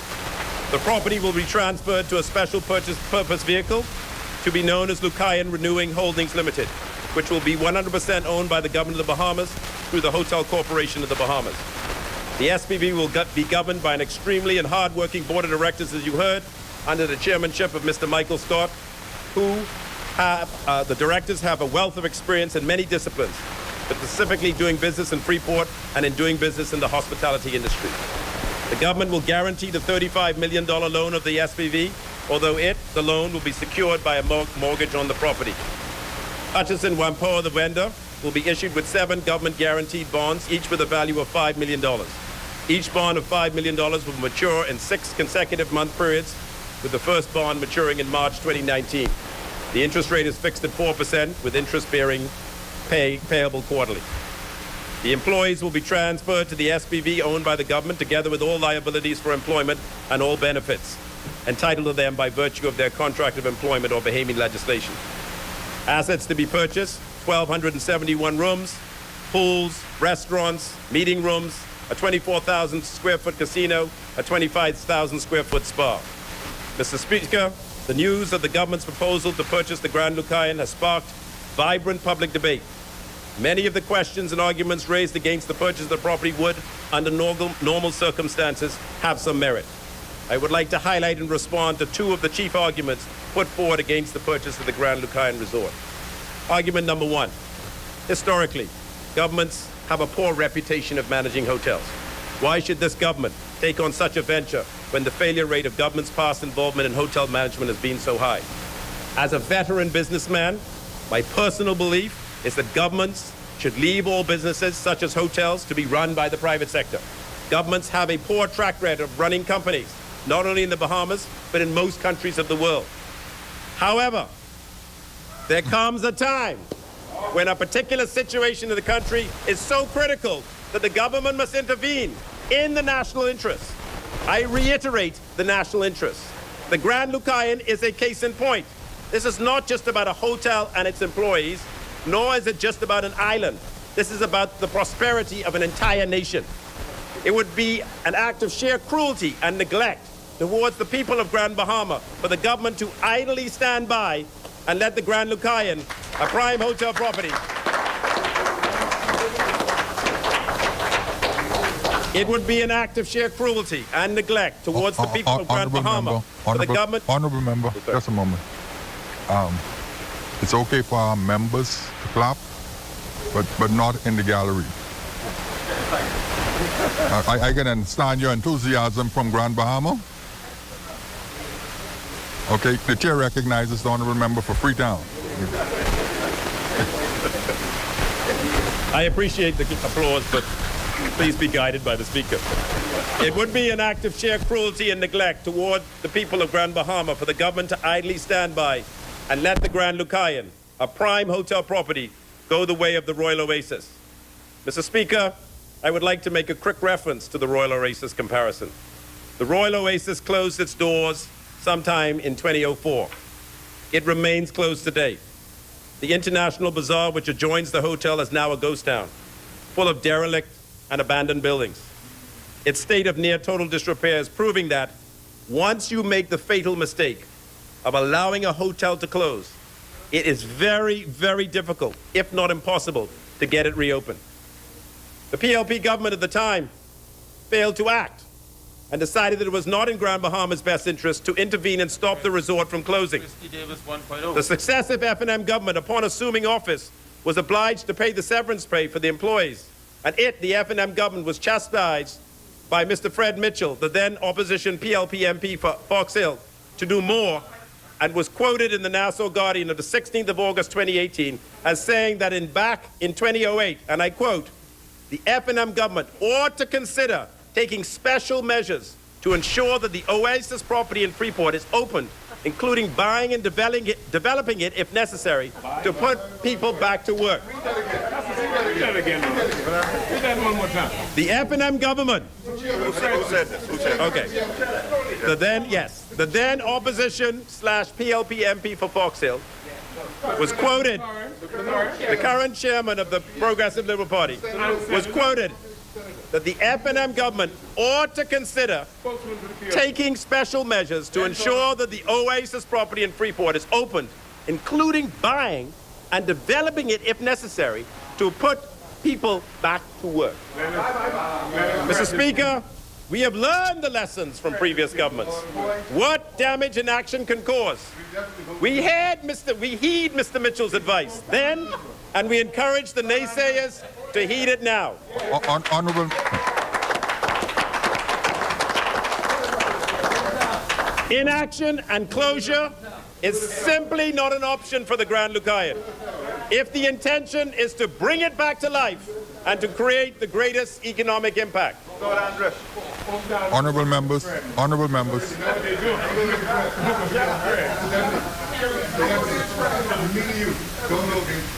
When it comes to securing when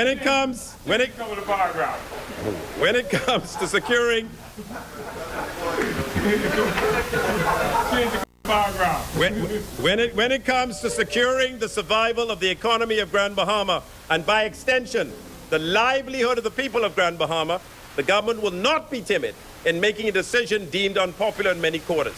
The government will act decisively in the best interest of the people of Grand Bahama and the people of the Bahamas.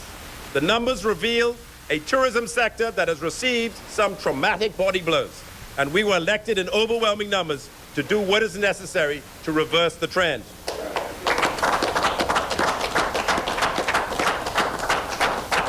Mr. Speaker, I want to make it clear that the intention of the government is not to hold on to the Grand Lucayan for an extended period of time. We will purchase it and ready it for onward sale to the most attractive investor who will hopefully breathe new life into that project and bring about its rebirth. Argument number two. If Hutchinson Whampoa, after several attempts, failed to secure a buyer for the Grand Lucayan, what makes the government feel so sure that they can succeed in closing a sale for the property? Mr. Speaker, it is a question of motivation, allegiance, and duty. Hutchinson Whampoa is a highly successful business entity, understandably motivated by its own self-interest, which is the case of all private sector businesses. The motivation of the government of the Bahamas extends beyond sole immediate profit. When it comes to a matter that will significantly impact a substantial segment of its population, in the case of Grand Bahama, over 50,000 people, the government is duty-bound to take action that is in the best interest of its citizens. In pursuing the purchase of the 1,200-room hotel property, the government seeks to secure the foundation of Grand Bahama's tourism sector and bring about a critical turn in the direction of Grand Bahama's economy. If the government did not act, the closure of the hotel was a certainty. Right. The Grand Lucayan is too important to Freeport and ultimately the Bahamas. It is too important and too big to fail. Too big, too big, too big. Failure to purchase this hotel would concretize significant losses to the public treasury, a loss of annual departure tax, VAT, customs duty, all in millions of dollars if the Grand Lucayan is closed. If the resort is opened and becomes operational at effective levels, it will secure the employment of approximately 1,200 people, the wages from whom would amount to approximately 20 to 25 million, not including indirect and induced employment. The construction could see a potential of 500 jobs with annual wages of approximately $15 million. Mr. Speaker, all of this represents a significant injection into the economy of Grand Bahama. The hotel is vital to the economy of Grand Bahama and would have a devastating effect if it were to close. Specifically, it would have a severe effect on the Port Lucayan marketplace and marina, where the Prime Minister stated over 50 businesses are in operation. It would have a severe impact on the 3 daily ferry services from Florida, namely the Balearia, the Grand Celebration, and the Grand Classica. It would have a severe impact on straw vendors and taxi drivers and all other ancillary businesses and suppliers that need this hotel to be open in order for them to survive. The purchase of the Grand Lucayan and its eventual redevelopment could be the catalyst to Grand Bahama's rebirth, a chance to improve the mood and confidence levels and provide a new destination unique from other islands and really allow for the proper rebranding of Grand Bahama. We must take control of our future and our destiny. The purchase of this property is also an opportunity for more Bahamian participation and Bahamian ownership in our critical hotel industry. Behind any major decision, there must be a vision. What is the vision for Grand Bahama? Like the proverbial phoenix that rises from the ashes, we envision the gradual and sure recovery of the island of Grand Bahama. Recovery for Grand Bahama is a matter of course because the Ministry of Tourism, in collaboration with major industry stakeholders, has laid out a sound plan for economic expansion for the island. Mr. Speaker, the member for Kalani who spoke before me was clear in laying out that plan. I will emphasize a number of points raised by the member for Kalani. A well laid out plan, effectively executed, will leverage Grand Bahama's proximity to the Bahamas' major tourist market of North America. That is the United States and Canada, where almost 90% of our foreign visitors hail from. Grand Bahama's awe-inspiring natural assets, its outback forests, its mangrove, its extensive cave systems, miles of secluded beaches and surrounding seas teeming with trophy fish, and an underwater wonderland will easily allow us to entrench the island as an eco-tourism paradise and haven for fishing, diving, and birding. We are positioning Grand Bahama as a multi-destination vacation paradise catering to all tastes. Cosmopolitan beach vacation experience in Freeport, Lucaya, with 2 dynamic centers of interest offering cultural and ecotourism and the laid-back out-island ambiance in West and East End.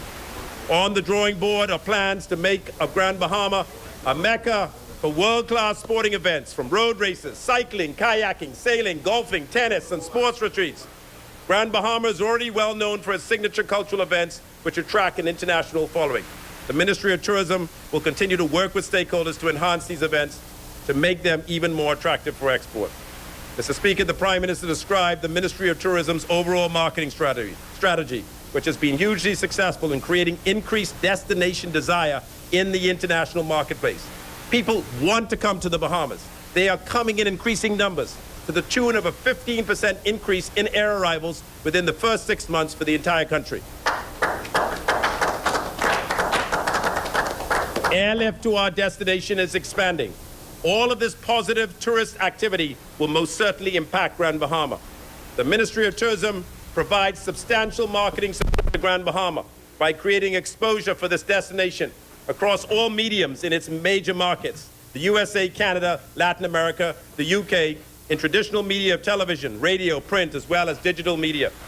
It is worth repeating that the marketing strategy of the Ministry of Tourism includes engaging media and travel influencers with followings in the millions to visit Grand Bahama on familiarization trips and to convey stories of the island. Rich tourism and cultural offerings to travel consumers. The ministry will continue to partner with successful business brands to give heightened exposure to Grand Bahama. My ministry will provide complete marketing support for the Grand Lucayan to create a high level of visibility for the resort in our major markets. There has been much discussion about appropriate level of airlift to Grand Bahama. American Airlines has in fact already committed to a second flight from Miami to Freeport in the winter of 2018-2019. Other airline partners have indicated their willingness to work with the Bahamas in bringing additional air seats to the destination once hotel rooms are open and demand picks up. The flow of visitors to Grand Bahama is further augmented by non-stop scheduled charter flights from Milan, Italy. Mr. Speaker, Bahamas Air will also play a vital role in bringing more airlift to the Grand Lucayan.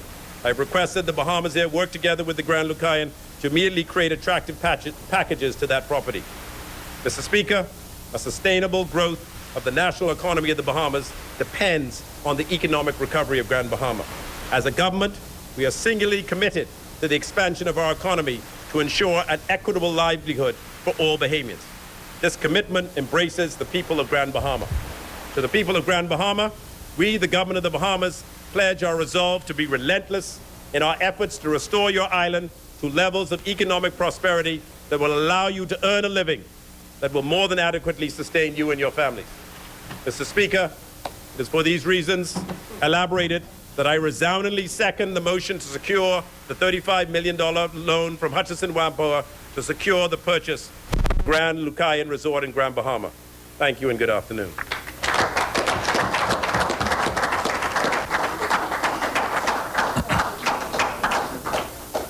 As many? The chair recognizes the honourable member for Cat Island, Rumkey, and San Salvador.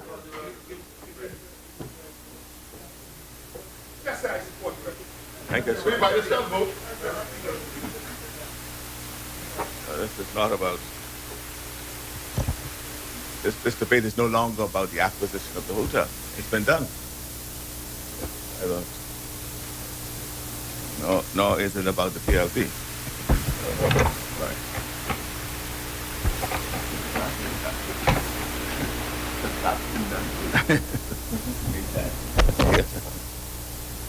Mr. Speaker,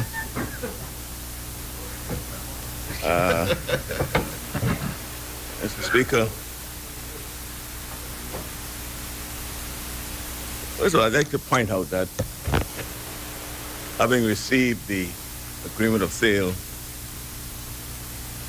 yesterday morning and noting what has been put out in the press, we are safe to say that the transaction has been completed. So this is not about whether they should purchase the hotel or not purchase it. It's already been done. What we're discussing here, so what we would be hoping to show is that perhaps, as he has drawn illustration of what Obama did and attempting to show that that is what he is doing, I think he didn't quite understand what Obama is doing, or he doesn't understand what he has done. And that is, Mr. Speaker, that what Obama did, he he provided a bailout. He did not take over the auto industry. He provided a bailout. And yes, and the government here could have provided a bailout as well, which we would have supported. We don't have an issue with it. We would have supported a bailout, right? But in this instance, Mr. Speaker, this is not a bailout, but a takeover. They have done a takeover. And so, when you did that, Speaker, that's what you did. Honorable members. You said, if you want to take the Bahamian money and give it to a foreign investor, well, that's what you have done. That's what you have done, right? So, and you did more than just give them monies for equity. You did more than that. So, Mr. Speaker, we would just maybe sure. Just listen, maybe. And I thank you, Mr. Speaker, for recognizing. So the city of Freeport is Grand Bahama's key commercial, industrial, touristic, communication, transportation, and financial hub. Not to mention a major population center. And as a result, this island's economy contributes significantly to the overall economy of the Bahamas.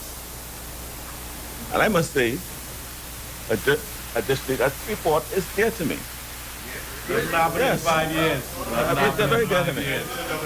Nothing happened in 5 years. I lived in Grand Bahama. Nothing happened in 5 years. I lived in Grand Bahama. They keep saying nothing happened in 5 years. I will be able to demonstrate what happened. My Lord. Right, Mr. Speaker. Tell us, tell the people In 1974. Honorable members. It's 1974, Speaker. I moved there as a young lawyer, young practitioner, and formed enduring business and personal relationships in Grand Bahama. In those days, Grand Bahama seemed to be on the cusp of success. I was there. The cusp of success, was celebrated even in song. Eric Mintz, his declaration, when you can't find your friends in Nassau, they're in Freeport or they're in jail. So, Mr. Speaker, so Grand Bahama represents the burgeoning potential of the Bahamas generally, but its potential has always been compromised or undermined by bad deals after bad deals. That's what has happened. But I wish us today to commit for Grand Bahama. Commit to no more bad deals. That is what has undermined. That is what has undermined and compromised its success. Mr. Speaker, too often, we tend to diminish our essence here. There are many beautiful and diverse islands, many beautiful and diverse peoples. We're all one nation, as we keep speaking to the Prime Minister. One people. So when Grand Bahama hurts, we all hurt. We all hurt. Not just you. We all hurt. While hope and rebounding prosperity lie ahead for Grand Bahama, it requires policymakers to be cognizant of the real and present struggles and continual challenges of our people. We here in this place must understand that more particularly.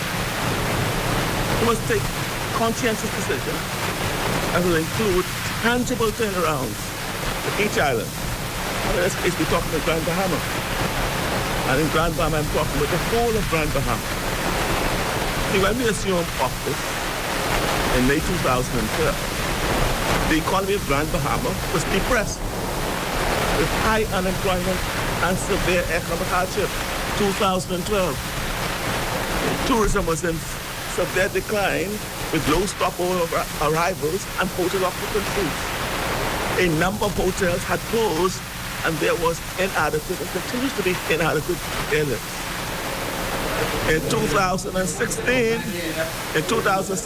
therefore, Mr. Speaker, therefore, in 2016, with the expiration of the Hawksbill Creek Agreement, we took the fundamental decision to revise relevant concessions based on the bipartisan considerations and recommendations of a 6-member review committee. That committee was led by Dr. Marcus Bethel and Maurice Moore, right? With 7 other members. The intent of our efforts was to cause that the Grand Bahamas return to its glory days through generous and special tax concessions under the Hawksbill Creek Agreement and other enabling legislation, with monitoring mechanisms and a right to claw back these special concessions. Our focus was to return the magic back to that community. The realistic, holistic approach of the review committee evolved an evidence-based plan of action following wide consultation with relevant stakeholders. The plan addresses the measures which we must take or must be taken to ensure both the short and long-term sustainability of the Grand Bahama economy, and particularly Freeport. We left in place and laid on the table of the House the comprehensive report, complete with recommendations on the way forward. Mr. Prime Minister, we had a plan, an evidence-based plan. It was laid on the House here. Right? We also left in place a memorandum of understanding between the government, the Grand Bahama Port Authority, certain of the Hutchison Whampoa-owned companies with vital interests in hotels, properties, harbor, shipping, and the airport, etc. That was left in place. Sadly, after some 16 months in office, we see very little, if anything, which the F&M administration is doing to implement any of these comprehensive measures, which we say and we believe are essential to Grand Bahama's economic revival, survival, and to offer relief from the hardships being endured by far too many Grand Bahamians. We left in place, for example, Mr. Speaker, a cruise port development for East Grand Bahama for $200 million started for Carnival Cruise. What has happened to that? And we had no plans. These measures, Mr. Speaker, of change included strategies for the reorganization and recapitalization of the Grand Bahama Port Authority, such that it would meet its developmental and civic obligations while facilitating the easier environment for doing business in Freeport, extending some of the same duty-free concessions to startup and existing businesses located east and west of the city of Freeport. That businesses within the port have enjoyed. They have extended the concessions to east and west Grand Bahama. Freeport enjoyed it for years, right? And that was the policy tax change necessary, we say, to turn around the economy of all of Grand Bahama. You know, Mr. Speaker, there's a sage saying that the definition of insanity is doing the same thing over and over again, but expecting different results. And Mr. Speaker, if you go and look at the history of what has happened to Grand Bahama after each of, from 1955, they had a 30-year concession. When that expired, they got an extension, and all that was given was buildings, etc. Had nothing to do with the structural changes that impacted, right? In 1993, another 20-year extension, right? And we did the same thing again. So we thought doing the same thing hasn't helped Grand Bahama. That's why we engage the Honorable Member, are you on a point of order? Stop the clock. Mr. Speaker, the member... The chair recognizes the honourable member for East Grand Bahama. The member speaks about the Freeport Act, I think it's 1993, if I remember correctly. And he made the statement that Grand Bahama got nothing out of that extension. He said something about some buildings, that there were some buildings built. Mr. Speaker, I just want to make sure the record reflects that as a result of that exercise, 2 high schools were built in Grand Bahama. The Grand Bahama shipyard came as a result of that extension. And so for the member to say that nothing happened as a result of that extension is absolutely misleading, Mr. Speaker. So I just want to correct the record. Thank you. Mr. Speaker, I'm responding, so don't put this on my time. I allowed you, so I would not wish this to be on my time. Mr. Speaker, I never said that nothing came out of the extensions. What I'm saying, Mr. Speaker, is that what came out of the extensions did not address the fundamental issues and challenges that of the community of Grand Bahama and Freeport. Otherwise, perhaps if it had been done, maybe we would not be in the situation we are today. That's all I'm saying. That's why in 2016, when the extensions, when it expired, we took a different approach to it. That's what I'm saying, Mr. Speaker. That's why I say insanity is doing the same thing over and over. I never said nothing came out of it. Yes, something came out of it. Right? In 1992, when it was done, something came out of it as well. Well, 92 or 93. So I'm not saying nothing came out of it. What I'm saying is that Freeport and Grand Bahama is to the state, despite what was done then, right? Nothing happened to the fundamental issues of fundamental. That's what I'm saying. So, Mr. Speaker, right? And so what came out of our 2016 review, which was evidence-based, right, and supported by a complete report by McKinsey's report, which is also laid on the table. I say this to draw your attention to it, right? We passed the Freeport, the Grand Bahama Port Area Investment Incentive Act, right? Which effectively changed the paradigm shift of the status quo in Grand Bahama as to how it's going to do business. Now, this government proposes to reverse that by repealing that act. Shows evidence. Oh, no, but y'all derailed it. It's derailed. I could go through it, but I will not be. It was not effective. Mr. Speaker, there simply has to be a change in strategy, Mr. Speaker. If we as policymakers are serious about making a change in the Grand Bahama and the economy of Grand Bahama. The multilateral undertakings on the part of the Port Authority, the government, major stakeholders and civil society, including the local Chamber of Commerce, would have rigorously promoted and expanded the economy of Grand Bahama. In spite of the long-standing broad and generous concessions that apply to the port area, Freeport's economy has been stagnant for an extended period of time, with government expenditure consistently exceeding revenues in that area. And I said I had a question for the Prime Minister, and the question was, I wonder if the Prime Minister is aware of these business realities. And it seemed to me that he was unaware of it. That's why I draw his attention. Let's go to the Oxbow Creek Review Committee. It's laid on the board.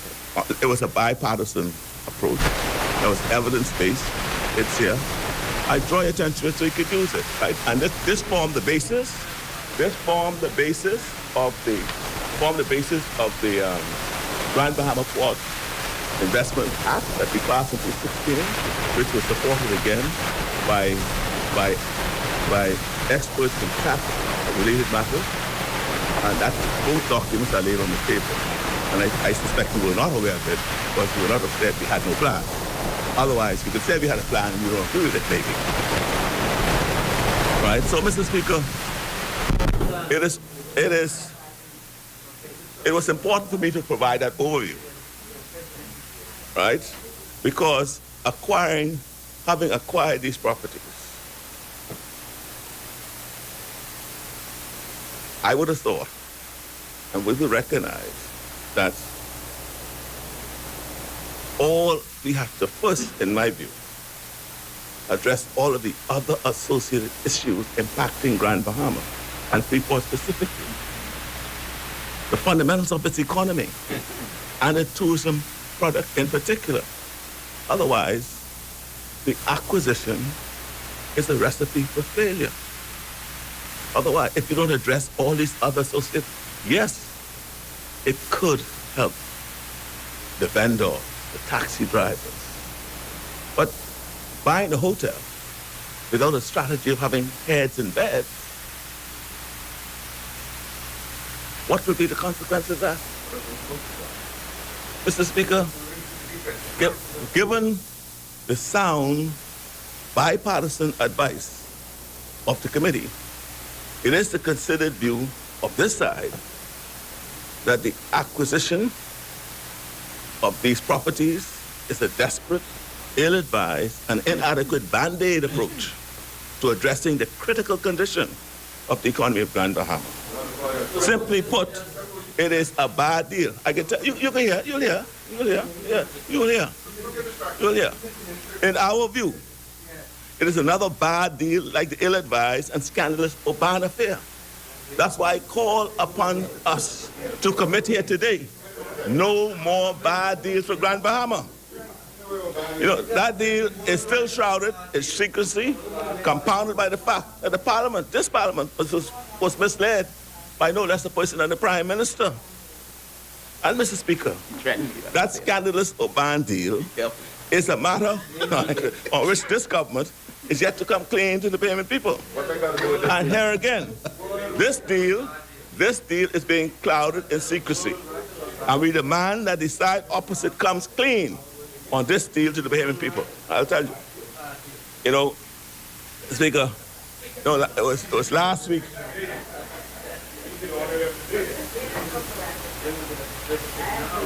Speaker, last week they called us to debate this yesterday, and I understand that government needs. We were calling on you, just all of our contributors, to do something with Grand Bahama. We keep telling you need to put some money on the ground in Grand Bahama. We keep telling you that, right? We kept telling you to do that, right? Speaker, so honorable members. Speaker, they gave it to Speaker, I call on the Prime Minister to provide, having purchased the property, to provide the details of the normal due diligence which they carried out before concluding the agreement and buying this property. Additionally, I think it is essential to discuss whether the government considered the reason or reasons why Hutchison, with its multi-billion-dollar resources and generous concessions and subsidies that we gave them, failed to successfully and profitably operate these resort properties over the many years. I'm afraid that we are making another big mistake in failing to learn from past missteps. Hutchison has invested huge amounts of capital in this hotel property. They have offered extremely good terms of employment, including health insurance to its employees. The Grand Bahama was kept open in the face of heavy operational losses. Papa had made a good arrangement with them to make sure they stayed open. I better listen to Papa. Right? You all better listen to Papa. Hudson Wampar, even when they were... You'll hear. Listen, you'll hear. You'll hear. You just stay tuned, you listen. Stay tuned and listen. Hudson Wampar, even when they were under internationally branded management, with all of their marketing clout and vast client base, has not operated properly successfully. All of this causes me to wonder, with all these available facts and outstanding questions, why the PM himself, as go to Hong Kong and speak to the principals face to face, man. You know, let us accept that the government has no expertise or track record of success in the hotel industry. Further, and by its own admission, the government is also struggling. This is what they say now. They are struggling to make certain payments. And in many instances, they're ignoring contractors, lunch vendors, and school bus drivers, nurses, doctors, in addition to severing staff in the interest of fiscal austerity. You're doing all of these things, you can't pay these bills, but you can find $65 million. Speaking of health professionals, Mr. Speaker, nurses and doctors are at their wits' end and they're striking because they need some money. Now, Mr. Speaker, there are claims of poor working conditions in the public health facilities, no air conditioning, no operating theaters. The ceilings are reportedly collapsing and promised confirmations to connect the payments not materializing. The Speaker, I can look at them. I can look at them.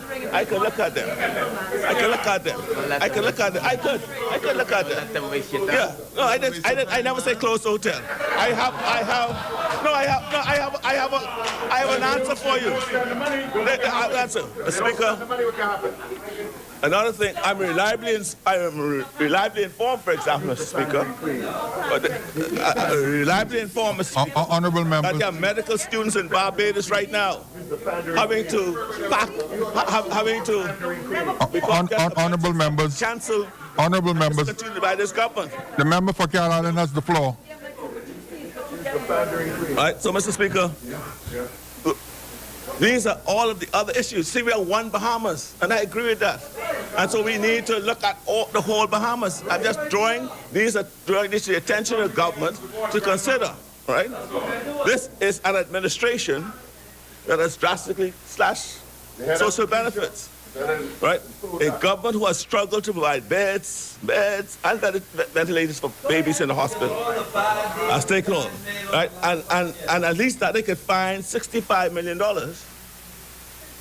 to pay for this hotel. They have done that, right? Now, Mr. Speaker,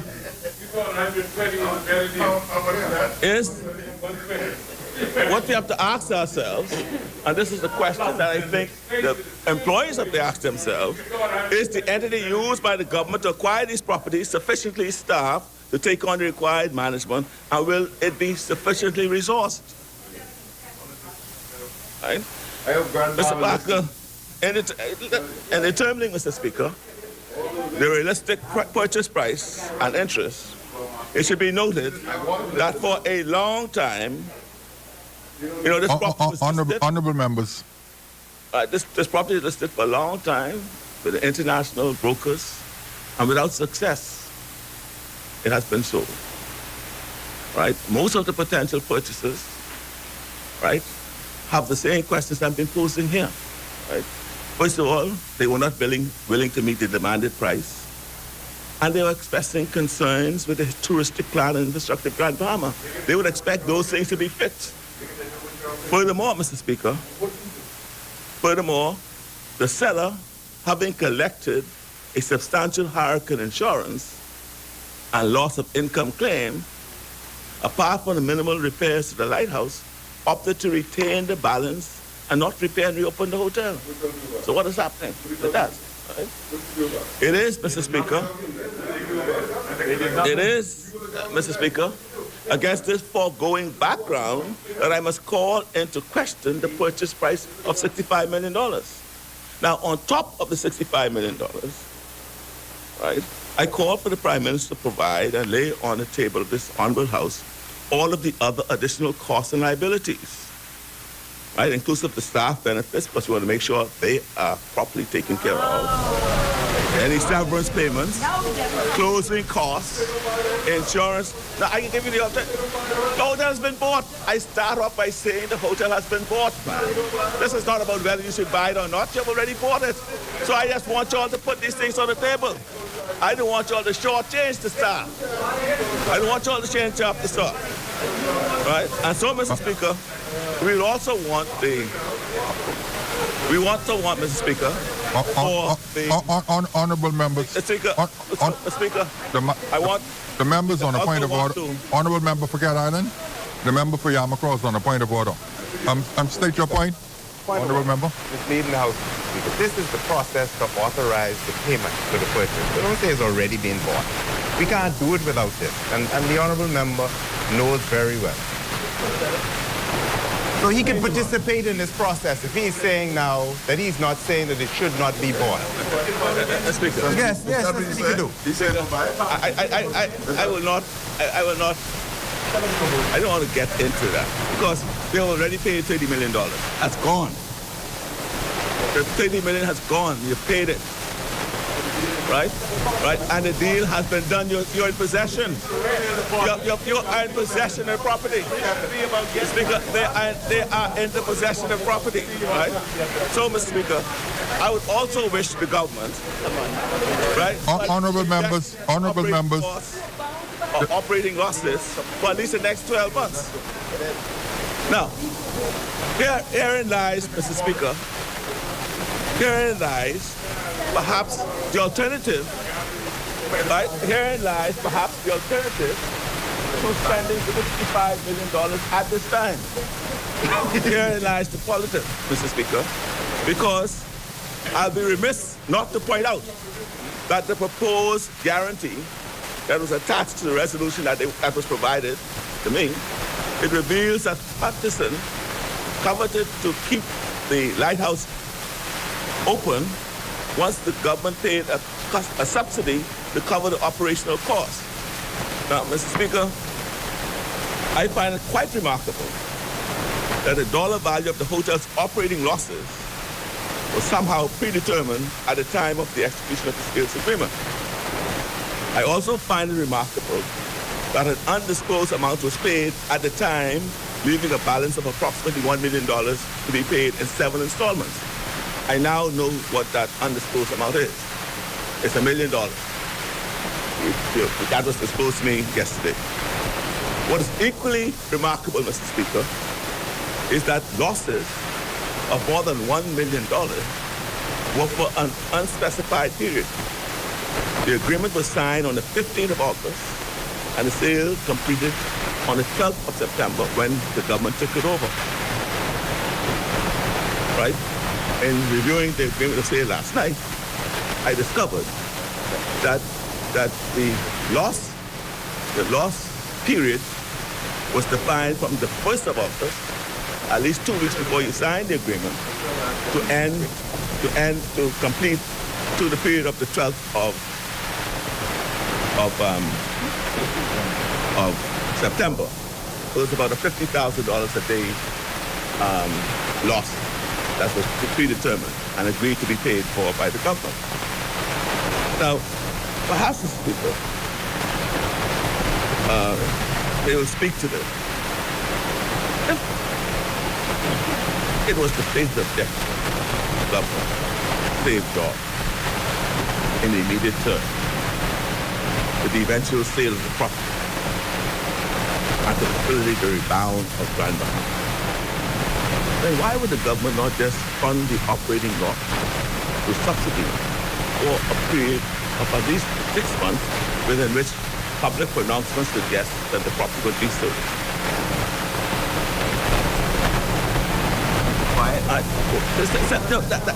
That's what I would have thought. That might have been the more prudent approach. You'll be saving the jobs. You're saving your jobs, right? So, Mr. Speaker, having covenanted to pay the operating losses, perhaps it may have been a more prudent approach to continue paying the operating losses, keeping the hotel open. No, it can't be. No, Mr. Speaker, you're going to sell the property. They said they would be able to sell the property. In fact, Mr. Speaker, it is in public pronouncements by the chairman of the entity. He advised the public, Mr. Scott, who's present, advised the public that he had a number of proposals that he was then reviewing.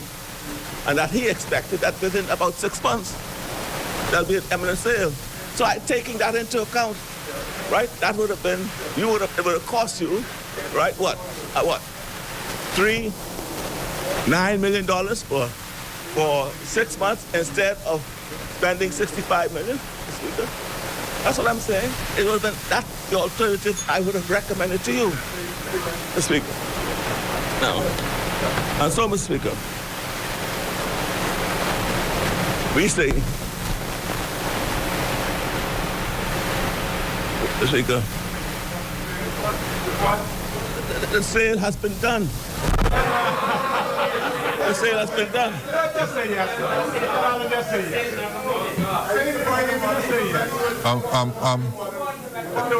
On a point of order, the chair recognizes the honourable member for Yamakro. Yes, Mr. Speaker. When we first started this morning, the honourable member for St. Cat Island, Rumkins, and Salvador got to his feet and quoted a section from the not the Constitution. He quoted from the Financial Administration and Audit Act, yes, in 18, as to whether or not this process can be had for the purpose of purchasing, whether the government can do that. He knows very well, right, that there must be, in order to get the property, there must be a contemporary or a movement of the funds to the for the property. We don't need it. No, you have a lawyer. We don't need You have a lawyer. Honourable members. I haven't finished my point. He knows very well that in order to get the property, the real estate, there has to be funding, and that's what he was questioning.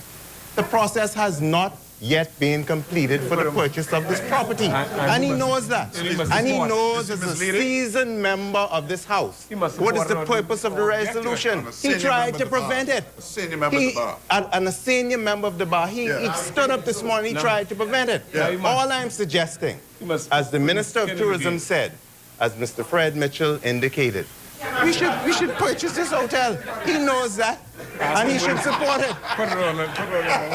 Thank you. The chair recognizes the honourable member for Cat Island. Yeah, Mr. Speaker, I mean, I see why the Prime Minister refers to Mr. Carmichael as his lawyer. So I must talk to his lawyer, right? I'll prefer to talk to his lawyer because it never represented that. Well, I asked the question to which the Prime Minister's lawyer responded to, which I responded to. So, Mr. Speaker, see, and he obviously did not even read the agreement of sale, because if he looks at 3.3, clause 3.3 of the agreement, it tells you what closure means, right? So, Mr. Speaker,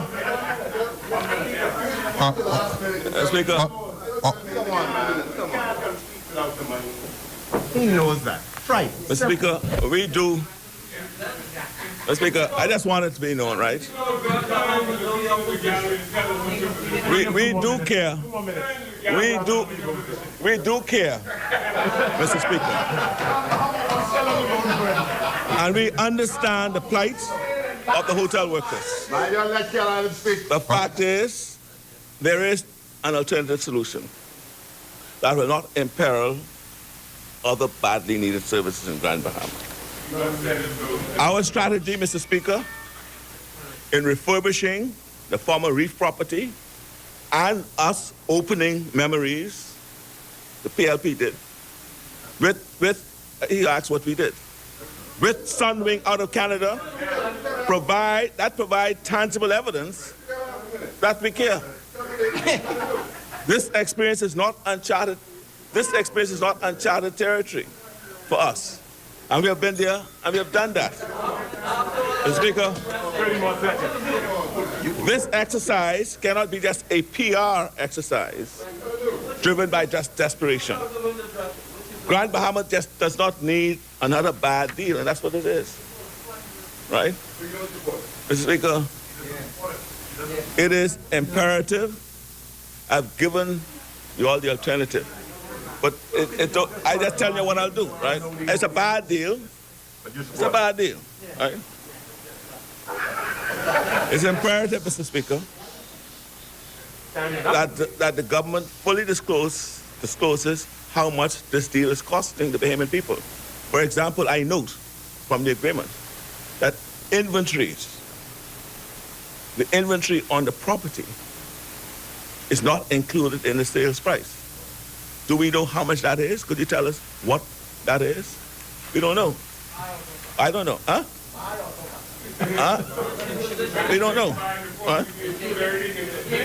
Right, so Mr. Speaker, the inventories are not included, right? We like to know what that is. I will also ask the government to provide us a business plan to support the massive, this is a massive financial undertaking. Honorable members, the chair is extending a discretion to the honorable member. Obliged. You have 2 minutes to complete, honorable member. Mr. Speaker, it is essential to know how the government arrived at the purchase price. It's essential for us to know what this is costing us all. Right? Was this based on a current market value, together with the current quantity surveyors report on the estimate costs for the hurricane damage for the repairs, recognizing that Hutchison One Power has already collected the insurance claim for these damages? In negotiating the purchase price, was this taken into account? Did we take into account all of the concessions we have given them over the years, man? Right? Hutchison is smiling to the bank. I just would wish to know who was negotiating on our part, man. That's why, Prime Minister, you should have gone and sat with the owners and looked at them in the eyes and said, this is what you've done for me. And guess what?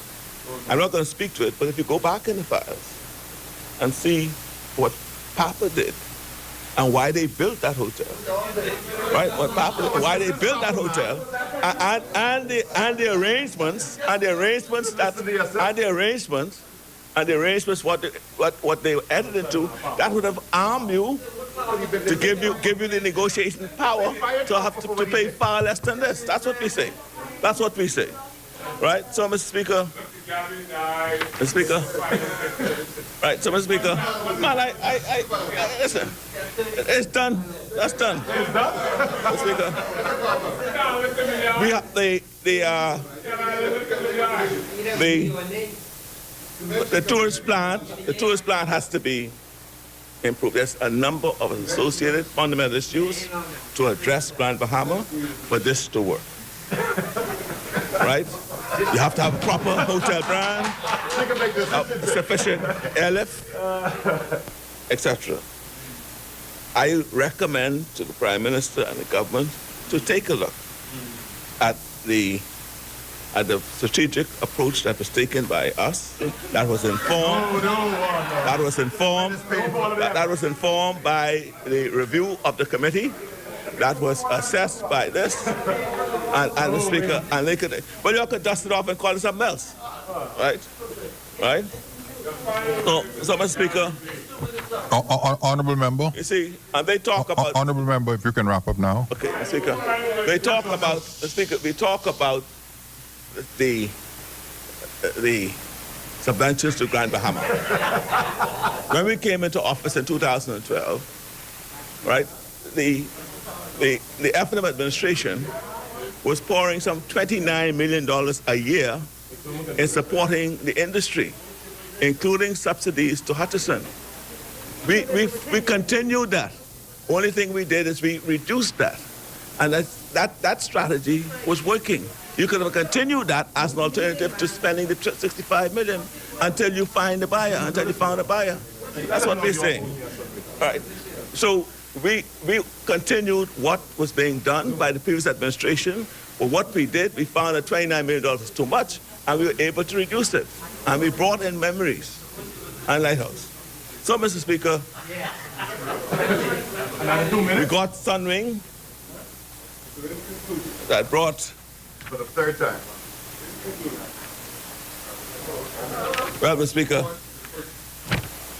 what I say, we contend that government ownership is a bad idea, but that has been done. We say that this is a bad deal. However, we understand what their thinking is, having heard the Prime Minister. Right? I just want us to commit going forward.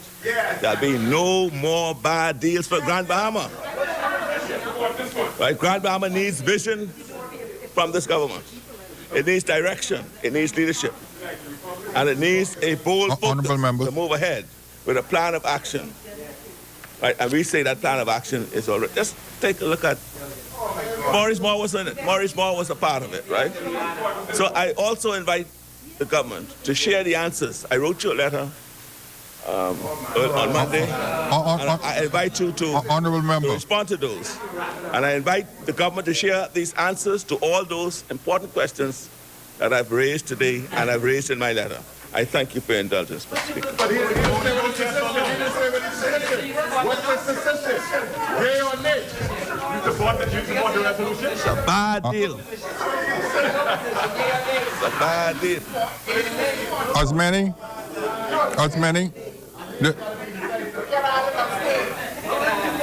the chair recognizes the honourable member for Central Grand Bahama.